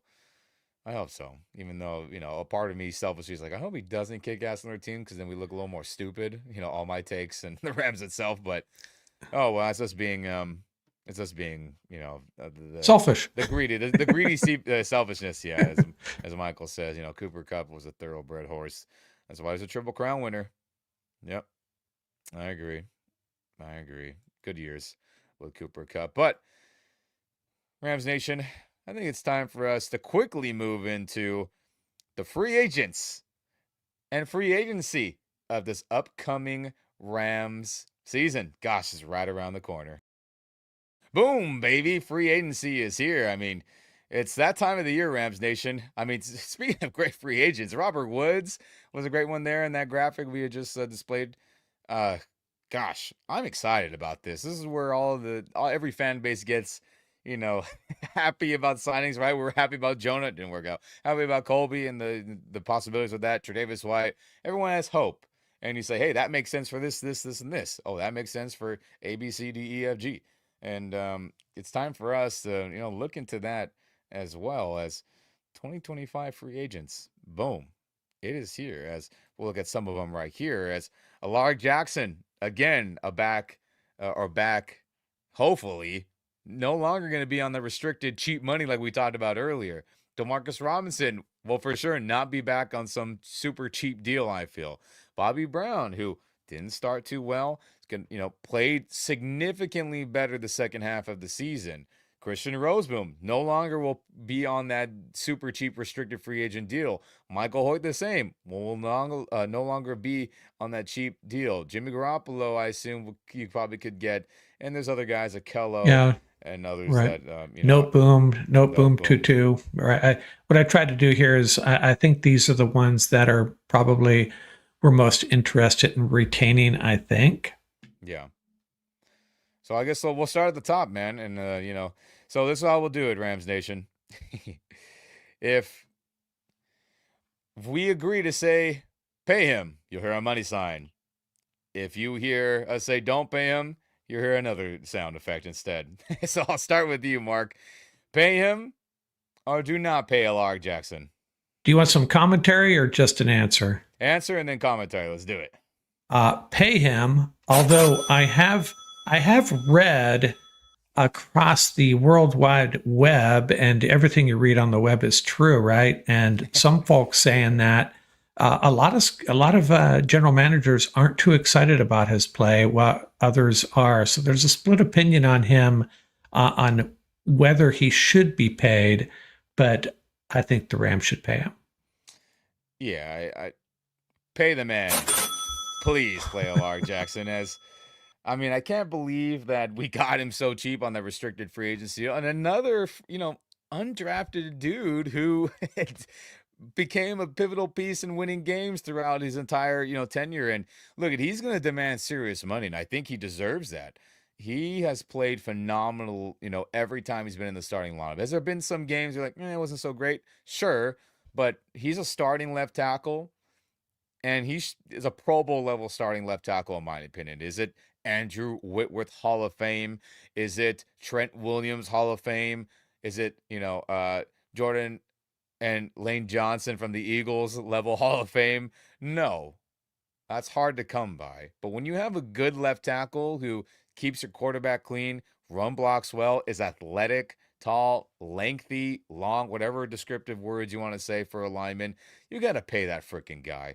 So hopefully we see him back along with others, but he's got to be a part of that top priority of players you have to bring back, I feel.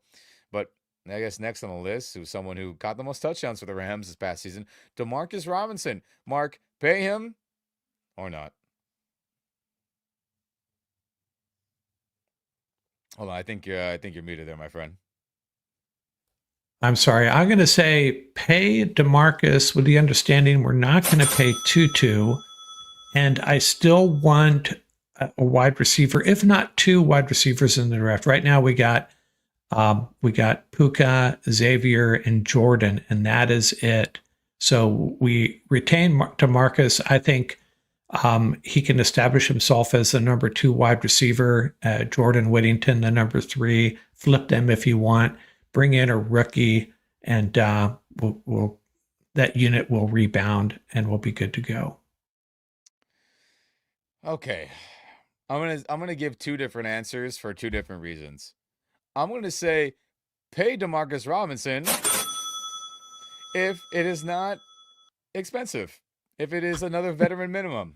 And if he wants more than the veteran minimum, I'm gonna say we should not pay him. No. Right? I You think just it's that wanted to use simple. that. You just wanted to use the other sound once. I did want to use it once too, but I think those two scenarios are important to talk about as you see here in the comments. You get Michael saying, "Dear Rob, no," and I get it, and also shout out Yeah, I'm a little bit to on the Jack fence Crazy, our on live him, stream PD but on that. But yeah, I think if he wants another cheap, affordable deal, then I say why not? But it all depends on how the other free agents are there trades available, right? I know Garrett Wilson is on the minds of Rams fans. I know T. Higgins, everyone's saying please offer him whatever he needs, and there's draft guys which we'll get into as the offseason unfolds. But I think again, if the money's right, why not? Why not another veteran minimum? But if he wants more than that, then I say we cannot bring you back, D-Rob. Time for Jay Wood to take that role for sure, as Jeff in Utah says. Medium money, which I get, but I think even the medium for me would probably be a little too much just based on like, hey, let's get Jay Witt those opportunities and then, hey, maybe draft somebody and just save those dollars for, hey, maybe another inside linebacker shows up. Maybe trade. Yeah, I We have to trade for somebody and then sign them. Would you rather have that money go on Robinson immediately and then maybe let's just say T. Higgins becomes available and you would have wished you had that $5-6 million for him?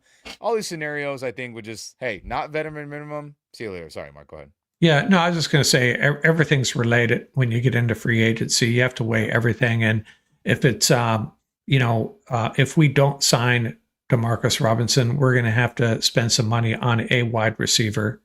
It's just a matter of do you want to spend the point you're trying to make? Do you want to spend your big money on a wide receiver or a nose tackle or a cornerback? Where's the money going to go? You can't have everything. You're going to have to make some hard choices. But I just see the Rams keeping a Demarcus Robinson-ish wide receiver in free agency. Yeah, no, I feel that. I feel that. But I guess moving on, Rams Nation. Defensive tackle Bobby Brown. I'll start with you, Mark. Pay him or do not. This is a tough one because looking through the mock drafts that I've been doing and other folks, I think there is some serviceable defensive tackles, run stopping types that you can get in the fourth, fifth, sixth round. Greg Gaines is out there as a free agent. A couple others, Sebastian Joseph Day, maybe not that role. He may not be able to fill that role. My concern with Bobby Brown is he stepped up his game in his contract year, right? And that's what concerns me. So I'm going to say no. Yeah, I have to agree on this. I say do not pay Bobby Brown, unfortunately. Now, if vet minimum, I'm in. But I think, again, one more time, my initial saying is like, if he wants legitimate big money, I'm going to have to again no on that. I think Tyler Davis improved when he got his opportunities. Was it perfect? Absolutely not. But I think we can allocate that money to other spots. With you saw right, we saw Gallimore have some big plays in the playoff game. You saw Tyler Davis be out there. I just think there's guys that are on cheaper deals who are playing or have played just as good as Bobby, have stood healthier than Bobby Brown. This is no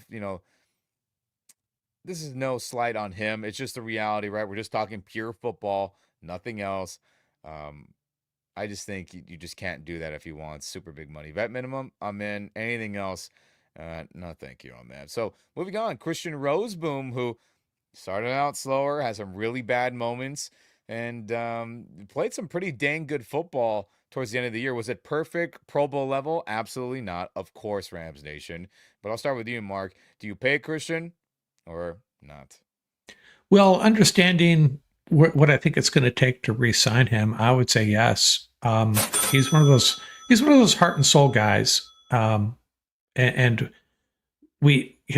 the Rams ever going to improve the linebacker group? And they finally did, and then they trade him away for a 6th or 7th round pick. So, if we're going to roll with just kind of so linebackers, you could do a lot worse than Christian Roseboom. So I bring him back. I don't think it's going to be real expensive, and I like the way he plays. I think he's feisty, plays with a lot of energy, team guy. Yeah, keep Christian Roseboom around.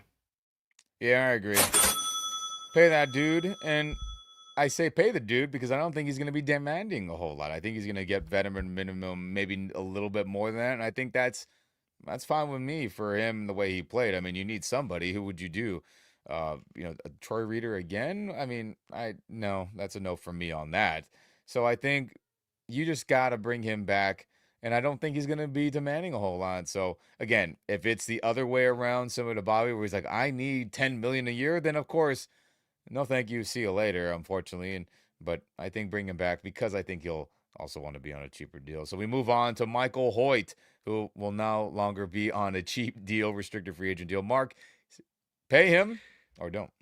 Well, this is the thing with Michael Hoyt. We have Byron Young, Jared Verse, Brandon Jackson, Nick Hampton coming back, Keir Thomas. I just, I love Michael Hoyt. I love the LA sign that he flashes in big moments. Easy guy to like, big locker room guy, but I just don't know if it makes sense. And I suspect he's going to want to come back really badly.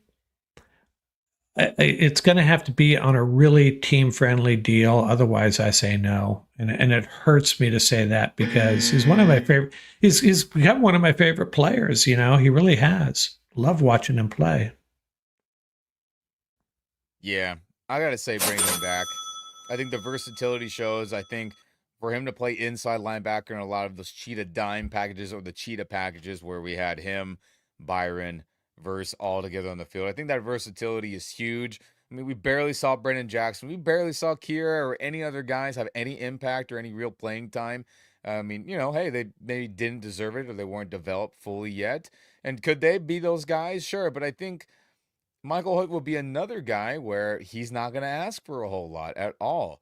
And I think that being the case, I think he should be brought back. I think if it's the opposite, just like the other scenarios, hey, I need 10 mil, then forget it. Well, see you on another team, unfortunately. But I think for all the versatility he has, I think he's got to be back for sure. So we move on to a controversial pick and player. Jimmy Garoppolo, Mark. Do you pay him to come back or you're no thanks?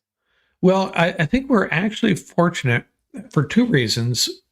Matthew Stafford not getting hurt is obviously a good thing. And Jimmy G did not get the opportunity to prove to other teams that, hey, maybe come get me. I'm still a valid NFL starting quarterback. So I don't think he's going to get a bunch of offers. I say bring him back. I think he's a perfect backup quarter. It's nice to have a backup quarterback that has some mobility and can extend plays and play off schedule. Jimmy G's not that guy, but he's a guy that can step in and run this offense. So yeah, I bring him back. Yeah. I think if it's another veteran minimum deal, I'm in. Anything more like starting esque level, I'm out for sure. But I think no rookie quarterback in the plans. Garoppolo familiar. He had a nice showing, like we talk about, week 18. I think you got to bring him back, right? You need a Yeah, I'm, quarterback I'm who's going to not going to sink channel. the ship. I'm Go going ahead. to channel Paul Wallia for 1 second and absolutely don't bring him back. Paul's here in Terrible. spirit. I know. I get it. And look at it. Could there be some surprise options that end up working out better than Garoppolo? Sure, but those haven't revealed themselves yet. So I think we won't hypothesize on those just yet. But I think some other big free agents who we don't have listed here, and we'll go through them quickly as well. Tutu Atwell, Mark. Do you bring him back or Well, I do you let I him go? I, I let him go, and I don't know why Tutu would want to come back. To be honest with you, and same with well, I'll save my there's two or three free agents that I think are looking for an opportunity to finally begin their careers. Not getting the opportunities in this offense with Matthew Stafford chucking the ball around. Yeah. I look at 2-2 on a cheap deal. I'm in. 2-2 on starting level money, which I mean, I don't think you'll have a market for, truthfully. Then I gotta say no thanks. And I agree with your point. Why would he want to come back?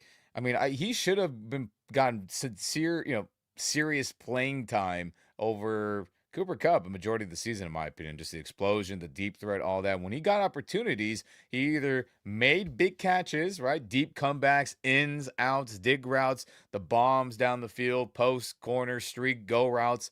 And then he was really good at the deep comebacks and everything else. And just never got opportunity. And I get it. McVay wants the receivers to be fullbacks, tight ends, screen catchers, running back part time. I mean, all he wants his receivers to be the ultimate football player, which it works when you got that guy, a prime Kupp, a prime Robert Woods, a prime Puka Nakua that we're seeing right now, or you can argue maybe he's not even his prime yet, which is scary for other teams. But if you're not that, then you're not going to see the field much, which I think is a disservice as the Tutu Atwell player, the pick. It was a failure. I don't even think because of him. I just think McVay and the offensive staff just didn't deploy him enough and properly, and I think that sucks. And I don't think he would want to be back. To your point there, just for all those reasons. So he wants to be back on a good deal. I'm in. He wants big money. I don't think we should bring him back just because. Are we even going to use him? That's my opinion on that. As you see here, Jeff says, "Yep, 2-2 on cheap. He was getting open." I agree, as Michael says as well. McVay didn't use Tutu very well, as you agree. We elaborated right there. Mark did as well, and it's unfortunate. It's unfortunate. I think he could have really been a hell of a player with us over time. But oh well. In an alternate timeline, Tutu becomes a Pro Bowl with us, a Pro Bowl level player. But going down the list right here, John Johnson, a former play caller for the 2020 number one ranked defense, as he played good football last year for us.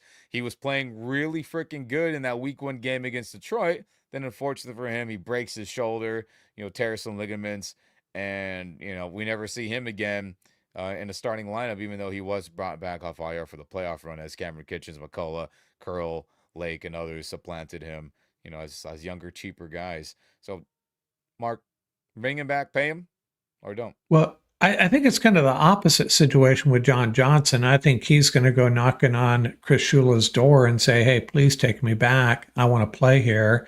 And the Rams will hem and haw and see how the draft goes and see how free agency goes. And then if they need a fifth safety, they feel like they need some veteran presence for maybe something happens, someone goes down with an injury, and they'll give him a deal. I'm kind of indifferent on whether they bring him back or not. If they need him and the money's good and the money's right, and I think it would be because I think John Johnson wants to play here. Sure, why not? But I don't really have a strong feeling about it. It'll play itself out. Sure, yeah. I think bring him back on the vet minimum like he has been. It feels like the last couple seasons, right? 23 this past year, and I think he'll continue to just want to be on that vet minimum. Obviously, as more years of playing has goes up, bigger the payday. So I don't know exactly what number that'll be for him off the top of my head, but I think Rams appreciate leadership for a young safety group. You can say Quinn Lig is no longer a young guy, but I think any you can get any advice from a former play caller on a number one defense like he was back in 2020, and hey, was still playing good football objectively last year. The game he started week one, I think that's very, very valuable. And if stuff happens to Cameron Curl or Cameron Kitchens or Lake, I mean, you can deploy a guy that can play some good football. So again, cheap veteran minimum deal, I'm in. Anything else bigger than that, I'm definitely out. But I think the next biggest one in terms of the secondary, Akello Witherspoon, Mark, pay him or not? Again, to me, I obviously would love to have him back. Our secondary is just, I don't know, man. I feel like we need to hit cornerback in the draft early, but not knowing what we're going to do there, how the draft plays out. Right now, if you ask me, I'd say, yeah, let's bring him back. But I hope we improve that unit somehow. I think that unit the cornerbacks I'm talking about, I'm not satisfied with our cornerbacks at this point. But you can do a lot worse than Akello Witherspoon. No, I get it, but you got to pay that man. It's 2 years in a row where he's been our best corner, clear and obvious.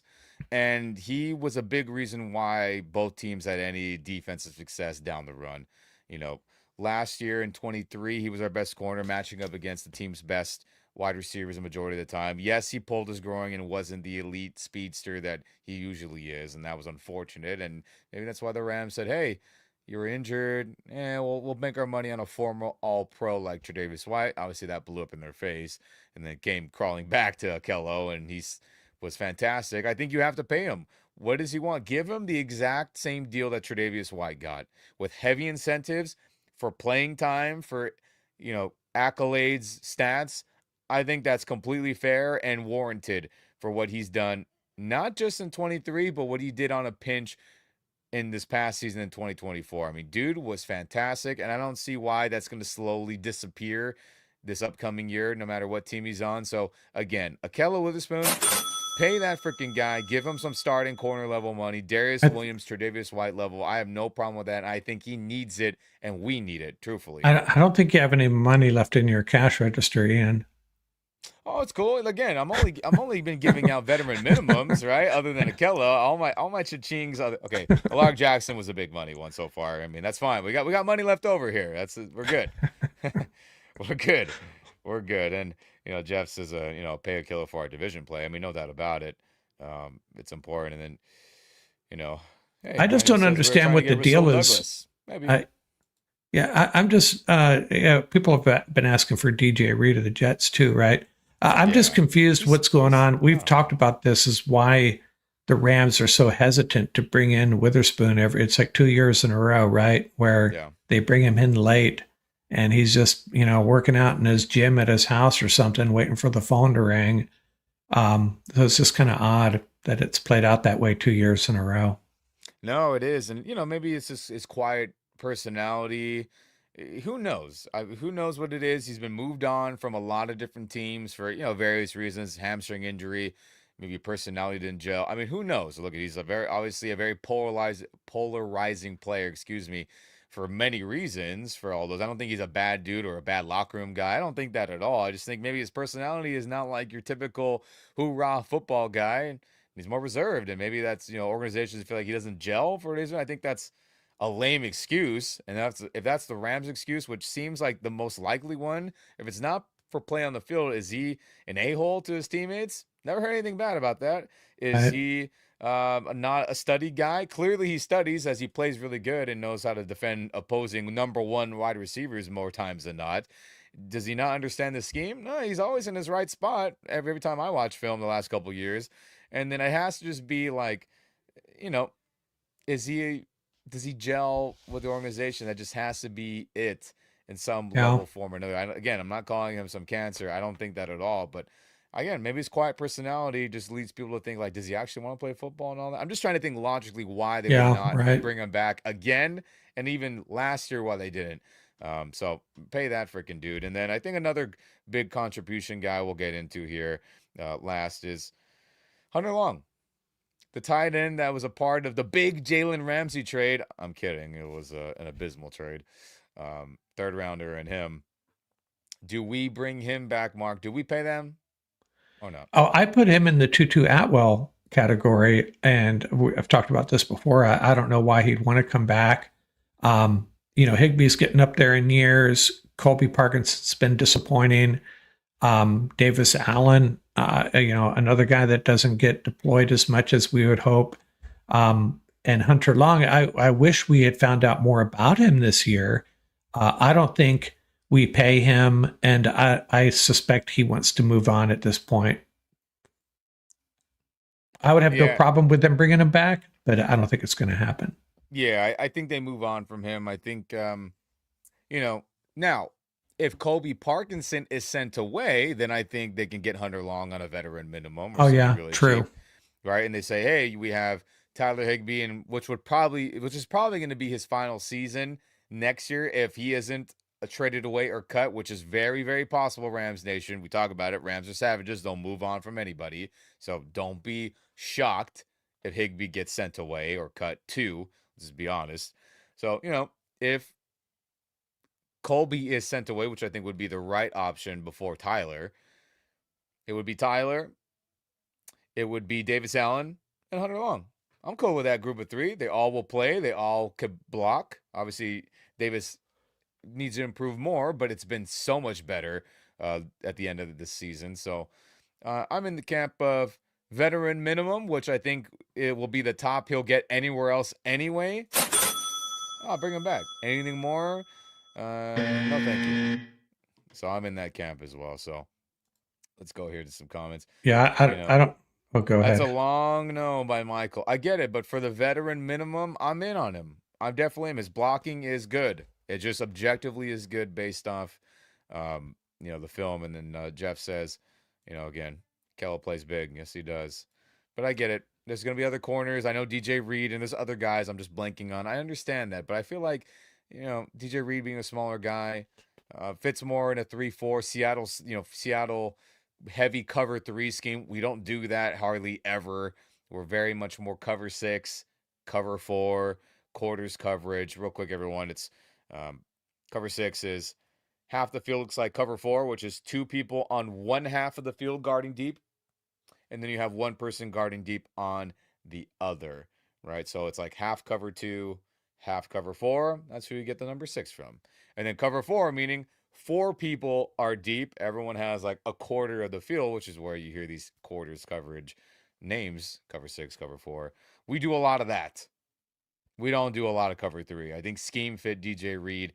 Could it work? Good players make it work, sure. But for him being a smaller guy and we don't do those things, I'd rather have Akello. I'd rather roll out D Will for his money as is. I'd rather have Kobe Durant. I think they're equally as good as him, if not better, on cheaper deals.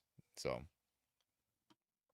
Hey, yeah, I yeah, wanted to make one comment on you mentioned the trade, Hunter Long, Jalen Ramsey trade, and I think a part of that is the Rams treat they traded Jalen Ramsey where he wanted to go, and they could have got a better deal. I think they got soaked on that trade, but I think that was partly by design. They wanted to they take care of their guys going out generally in situations like that, and I think Hunter Long was kind of a throw in actually. But yeah, on paper yeah. it doesn't look good, but it is what it is. It is what it is. I know it's crazy. And then look at Rams Nation as free agency officially hits, as we get news for what the official situation for Kupp will be, what it'll be for Stafford, any other player that may get moved on, or a cap casualty, which you hear every off season or the beginning of the new league season. We'll keep you informed on all those things. And then we'll have an in-depth list of who the Rams should target, what makes sense, what makes, schematic sense, which I kind of gave you a hint about DJ Reed and others. We'll have those things going forward as the weeks unfold, for sure. Don't worry about that. We'll go into more detail on that scenario. But I think with that being addressed, I think it's important to talk about the draft, which is not very far away, Rams Nation. Holy crap. Free agency will happen. We'll have a decision on all these other things. And then it's like, all right, who are we taking in the first round again? What an event it is now, Mark, Rams Nation. We have first round draft picks we'll probably use. But again, for Garrett Wilson, I'll give it that first any day. I don't have a problem with it. That's fine with me if that ends up being a reality. Um, Has but that been talked about? Has that been discussed? No, it's more of speculation and hope on Okay. our side, right? After the Rams Jets game and the freezer bowl, whatever. I'm just making a joke. I know there's an actual freezer bowl in NFL history. Garrett Wilson's like, man, I miss LaFleur, our offensive coordinator. Those are good times in my career. Obviously, that was the Zach Wilson era where there was not many good times, and it was very like, that's very interesting of you to say, Garrett Wilson. And then obviously there's been reports like, hey, if the quarterback situation is terrible or there's no real vision, he could request a trade. Obviously, there's still time for him to pull that, trigger and request that. So I think he would welcome coming here, and it would be an AFC team and the Jets sending him away to an NFC team, right? You don't have to face him very often. You would never have to face him in a playoff tournament. I think that would make sense. And we would be willing to pay a young wide receiver who has had 3 straight 1,000-yard receiving seasons with an older Aaron Rodgers who's hard to get along with these days, so they say. Zach Wilson, Mike White, and others. What would you do in a Sean McVay offense with Puka Nacua as his opposite running mate? I think that would turn out pretty well. So all that together leads to a lot of Rams fans, including myself, saying, hey, give up that damn first for Garrett Wilson if he ends up being available, which I think their new head coach and new regime probably won't let him go, even if he demands it, honestly. Yeah, I would not be surprised. I could see two possible scenarios here with that first round pick. There's more than two scenarios, but two scenarios worth mentioning.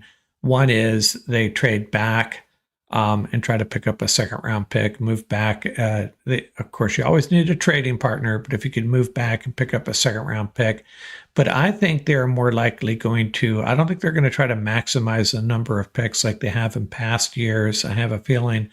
And I would not be surprised if McVay cannot help himself and drafts a tight end in the first round. If someone like Tyler Warren slipped to him, I'm not advocating for that, but I would not be surprised if that happened. And there's some good wide receivers there too, but just throwing that out there. Yeah, I mean, we'll see how it unfolds. I mean, we got blessed by the football gods that all these teams were so quarterback frenzy this past draft, which led to Jared Verse falling to us at pick 19, which worked out beautifully. Right? I mean, what a beautiful, beautiful outcome that was, as he was significantly better than a lot of the guys we liked a lot more. Right? I was definitely a Latu guy. I thought it made sense for a gazillion reasons. UCLA connection. Thought his pass rushing ability was fantastic. Not that he wasn't a good player or a decent player for the Colts, but Jared Verse was just objectively so much better than everyone else. Dallas Turner barely played for the Vikings. Chop Robinson, ended up having a nice season. I know Paul was a big fan of him as well. I think you liked him a lot too, Mark. Um, we got blessed. So we'll see how the first round ends up being our case. But I'm not opposed to trading back. In all honesty, as Mark and I think Manuel thinks as well. I think less trades back from 26. I think that's the smart idea. If there's no player they're in love with, right? If things don't unfold like this past year, like a Jared Verse level player falling to them, um, I have no problem with that.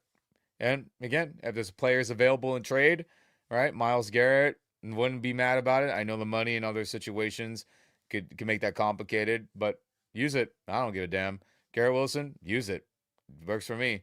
But we'll see how that unfolds. I know tight ends and others come up in the discussion as let's not kid ourselves, Ram Nation. McVay and Snead have tried to trade up in the first round multiple years in a row now. A couple years ago was Dalton Kincaid, who recently had a really bad drop in the AFC Championship game. They really wanted him. Uh, Brock Bowers, they really, really wanted. They also had serious interest in Roma Dunze, Zay Flowers of that Kincaid draft a couple years ago. They really had an eye on, and if things fell their way a little closer, they were going to make a leap for Zay Flowers as well. Like that's a fact, everyone. Like there's no doubt about it. Zay would have been like that Brandon Cook smaller receiver, like kind of how Garrett Wilson is now, that could run all the routes, be quick, fast. He can be that deep threat as well. So the Rams have been trying to add pass catchers for multiple years in a row. So we'll see what happens. Could they allocate that first and third round pick to go up and get somebody McVay really wants in the passing game? Maybe. Could they go up and get that tight end from Penn State that everyone seems to be in love with? And check out Paul and Mark's video not that long ago about the tight ends. There's some good players in that group. We'll see. But here's our draft order so far: round one, one pick; round three, one pick as of right now; round four, one pick; round six, we have three of them: one ourselves, one from Atlanta, one from Houston or Pittsburgh, depending on how compensation and other things kind of unfold. But wouldn't be shocked if a lot more get added in the near future Yeah, based I on just who signs, right? Who signs to different teams, how that stuff, compensation. I mean, there's a lot of stuff, right, Mark? yeah, I just realized this is missing the third round comp pick that we will get Oh, okay. for the Raheem Morris. So that'll be at the end of the third round. So that third pick, I think, is 90th overall. And then there will be another third round pick, I think, number 100. And that hasn't been awarded yet, but it's pretty much a done deal. Yeah, no, it's you're right about that. It's good eye there. And I think Michael said that as well. So we'll see how it unfolds. Again, we'll have plenty of draft content, player acquisitions of who should be targeted by the Rams in the first round, the third round. We'll do mock drafts. We'll go through all that fun stuff like we did last year. That's our mock draft last year. It ends up pretty good, right? I think we had Chop Robinson as an edge rusher. I think we had one of the D tackles from Michigan as our second pick. We had Cameron Kitchens as our third. We had a running back as our second. Like it kind of unfolded, maybe not in the exact order, but in like the same position groups as what actually happened this past real 2024 draft. So that was kind of fun to see, especially the Cam Kitchens one. We were like, hey, that's a great third round pick, and it ended up being the actual one. But tune in for that, Rams Nation, for sure. But with that, who are the Rams' future opponents in 2025? Well, we have them. Now, this is not specific to the week or the prime time or what time of day and all that. That obviously is the schedule release that happens, around training camp kind of time ish or so, that kind of dead period, actually a little bit before then. So of course, Cardinals, Seahawks, 49ers, that'll never change unless the whole NFL realigns divisions. The home and away will be that. But for anyone traveling to games, we got the Atlanta Falcons going to go see our old Super Bowl champion D coordinator Raheem Morris and his squad with Michael Penix leading the way. That's a pretty good group, in my opinion. You have uh, the Carolina Panthers with ownership that many of their fans hate, but with Bryce Young, a former LA native who won state championships out here in the Southern California region from modern day. We'll face him. Another rematch in Philadelphia after this last heartbreaker against the Super Bowl champion Eagles. Hopefully that's not some crazy weather game. That'd be nice to have it on a game where it's not freezing or snowing. Jacksonville Jaguars with our former offensive coordinator Liam Cohen during the 2022 disaster season. We'll be facing him with him trying to save Trevor Lawrence's career. Tennessee Titans with Will Levis, and they're kind of rebuilding team, it seems, after hey, we sent them Ernest Jones, they sent him away, they sent a lot of players away. We'll see where they're at in their development. Do they take Cam Ward or a young quarterback? We'll see what happens with them. And then the Baltimore Ravens, where got to face an MVP level quarterback, Derrick Henry and others, which is Eh, a tough matchup for sure. And then the home games, Rams Nation. Which ones are you going to be able to make out to for all you LA natives or Southern California natives out here? The Saints come back to town. They're in a rebuild, clearly, with Super Bowl champion offensive play caller Kellen Moore leading the charge there now. Is Derek Carr going to be back? Is Cam Jordan going to retire? Is Tyrann Mathieu going to be back? Demario Davis. What's up with Chris Olave's concussion history? Rashid, Shaheed, yada, yada, yada. We'll see what's up with them. Our old friend Baker Mayfield coming back to town after he had his short Rams resurgence here, as that was a fun primetime game he won for us against the Raiders. Uh, you know, what is up with Chris Godwin? Does he end up being a Ram somehow, some way? Do they bring him back after he had a bad dislocation break in his ankle? Hey, they're a playoff team. That should be a tough matchup. And then finally, Detroit Lions make their return here, as the last time they were here was the 2021 season when Jared Goff was in his first season with them, and their team wasn't very good at that point. They'll be here. I expect that to be a primetime game, no doubt about it, here in Los Angeles. That'll be fireworks. Hopefully Stafford is back. He'll get one last shot to get a win against them. And then you have the Houston Texans, CJ Stroud, Nico Collins being a number one receiver. You have some good players overall with them. They're a playoff team. Obviously, they still got some ways to go, but a lot of injuries derailed their stuff. Is Tank Dell back? Is Stephon Diggs back? But overall, Joe Mixon and crew, they got a good unit. They can win some ball games. That should be a tough matchup. And then we have the Indianapolis Colts. Who the hell is going to be their quarterback? Is it Anthony Richardson, who, taps himself out of ball games, who's hurt a lot? Their coach and everyone in question, Pat McAfee's calling out the organization on a weekly basis that whole end of the year. So, the home stretch, not too bad, right? Obviously, the division games will always be tough because they're division games, but we'll see what's up with the Saints. Got to see how the health and the status of all their veterans, right? I think Bucks will be a tough matchup. I think Lions will be a tough matchup. I think Texans will. They got a good coach, good scheme, and a good young quarterback. But that home schedule is really not that brutal, Rams Nation.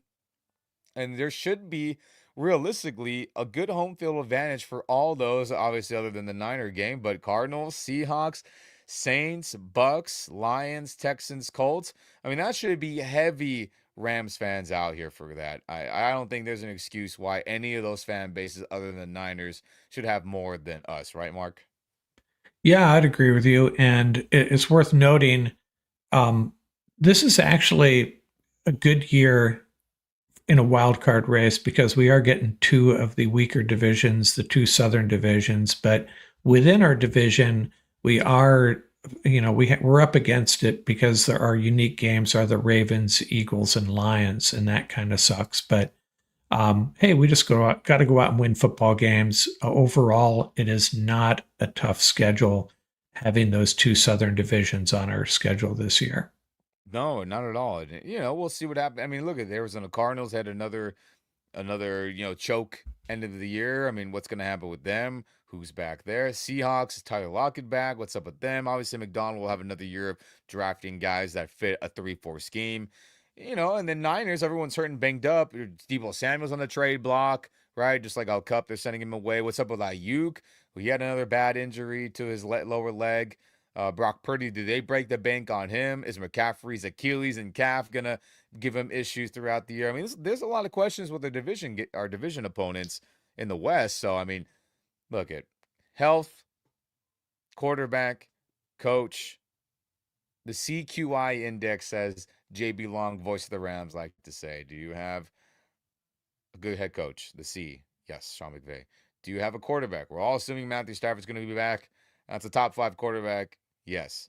And then do you get lucky with injuries, which is what you hope for every year? If that goes your way, you got a shot. So I think all those and the schedule in front of you, Rams Nation, I think it's at minimum should be another 10-win season. I think that's always realistic. I never try to go super boastful of like, oh, 13 wins and all that. I think get the 10. You should always be in the tournament at 10 unless there's some wild scenarios where everyone's just winning a bunch for whatever reason. But I think you could realistically say this team should win 11 or 12 if things break our way and the young D line improves. Maybe we get a Godwin. Maybe we get another receiver. Maybe, hopefully Jordan Whittington steps up the way we think. Hopefully Tyler Higbee's around and available the entire year. Maybe more cohesion with the O-line, right? Whether it is Bo Limmer at center or someone else replaces, right? Rob Havenstein doesn't retire. Alar Jackson's back.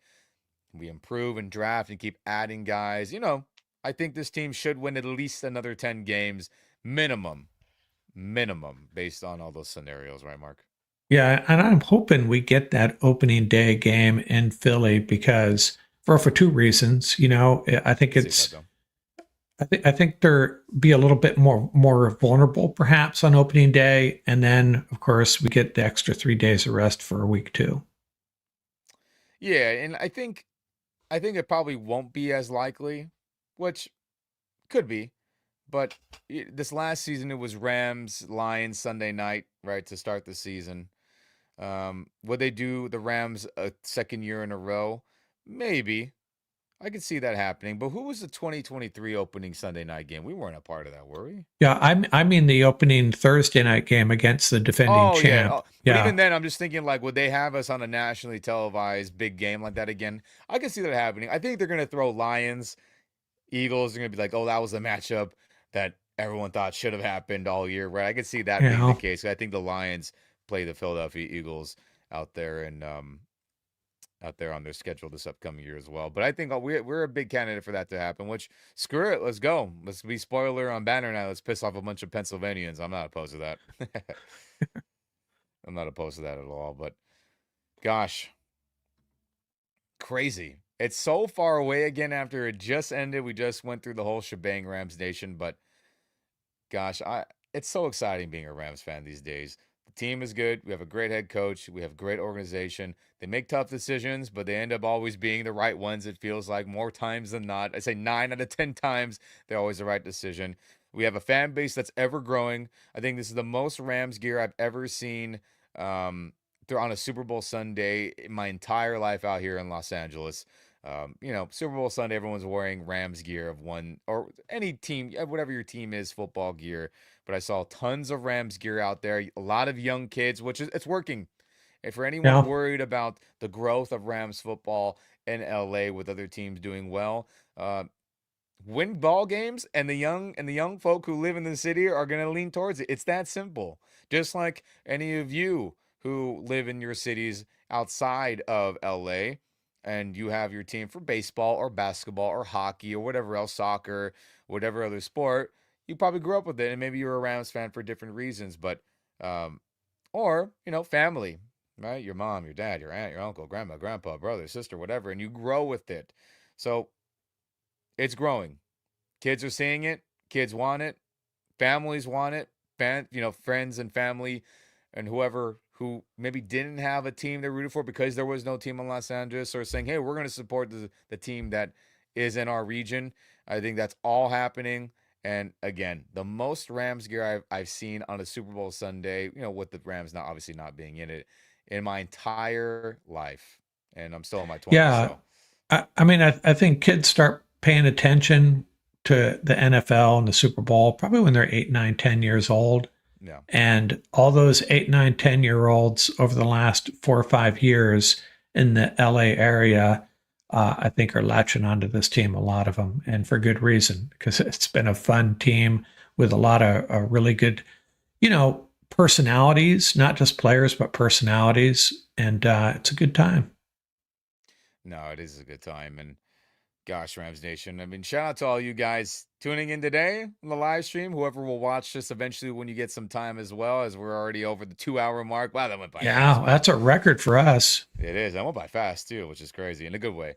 And we will not stop cranking out the content for us. Shout out to everyone who watched all of our roundtables, all our keys to victory, our post game reactions, our pre game pulses, our Puka Power Picks, our orchestrated Rams film breakdowns, all the nitty gritty that has gone on this last 2024 campaign. We will not stop in 2025 and beyond. We'll keep cranking, we'll keep supplying you the breaking news, all the analysis you could hope for.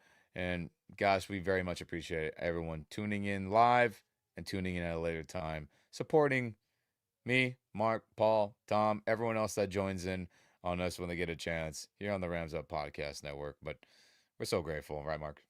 Yeah, thanks a lot. I appreciate the turnout, and we will be doing. I'm not sure how often we're going to do these live streams. It's kind of a new thing for us, but it's kind of fun. I think we're going to do it more often, maybe once a month or so. If there's enough to talk about, get everybody on board here. Bring in some additional guests, maybe on occasion. Yeah, good times. We'll be doing this more often. Good times. And then shout out, Michael. More live stream. Did a great job, gentlemen. I appreciate that, Michael. 2 hours and 15 minutes. Not bad. Went by pretty damn fast. But again, share this video, like, subscribe, share all of our content with all your fellow Rams and football fans out there. It helps the algorithm. It helps this channel, any Rams content spread throughout the YouTube universe. And it really helps, helps our channel just grow and be able to, reach more people and get more Rams fans in tune with anything Rams related as you all are tuned in currently and have been tuned in for a while. So that'll do it here on this special edition of the Rams Up Roundtable, our 2024 season recap, draft, free agency, the season itself, and then the future. What the hell is going to go on next? But again, we'll keep you all updated as things happen live and in the moment. We'll crank out content for you guys very, very soon. But that'll do it here. I'm Ian. That's Mark. We thank you very much for tuning in. And never forget, baby, go Rams. That's right. Thanks a lot, everybody.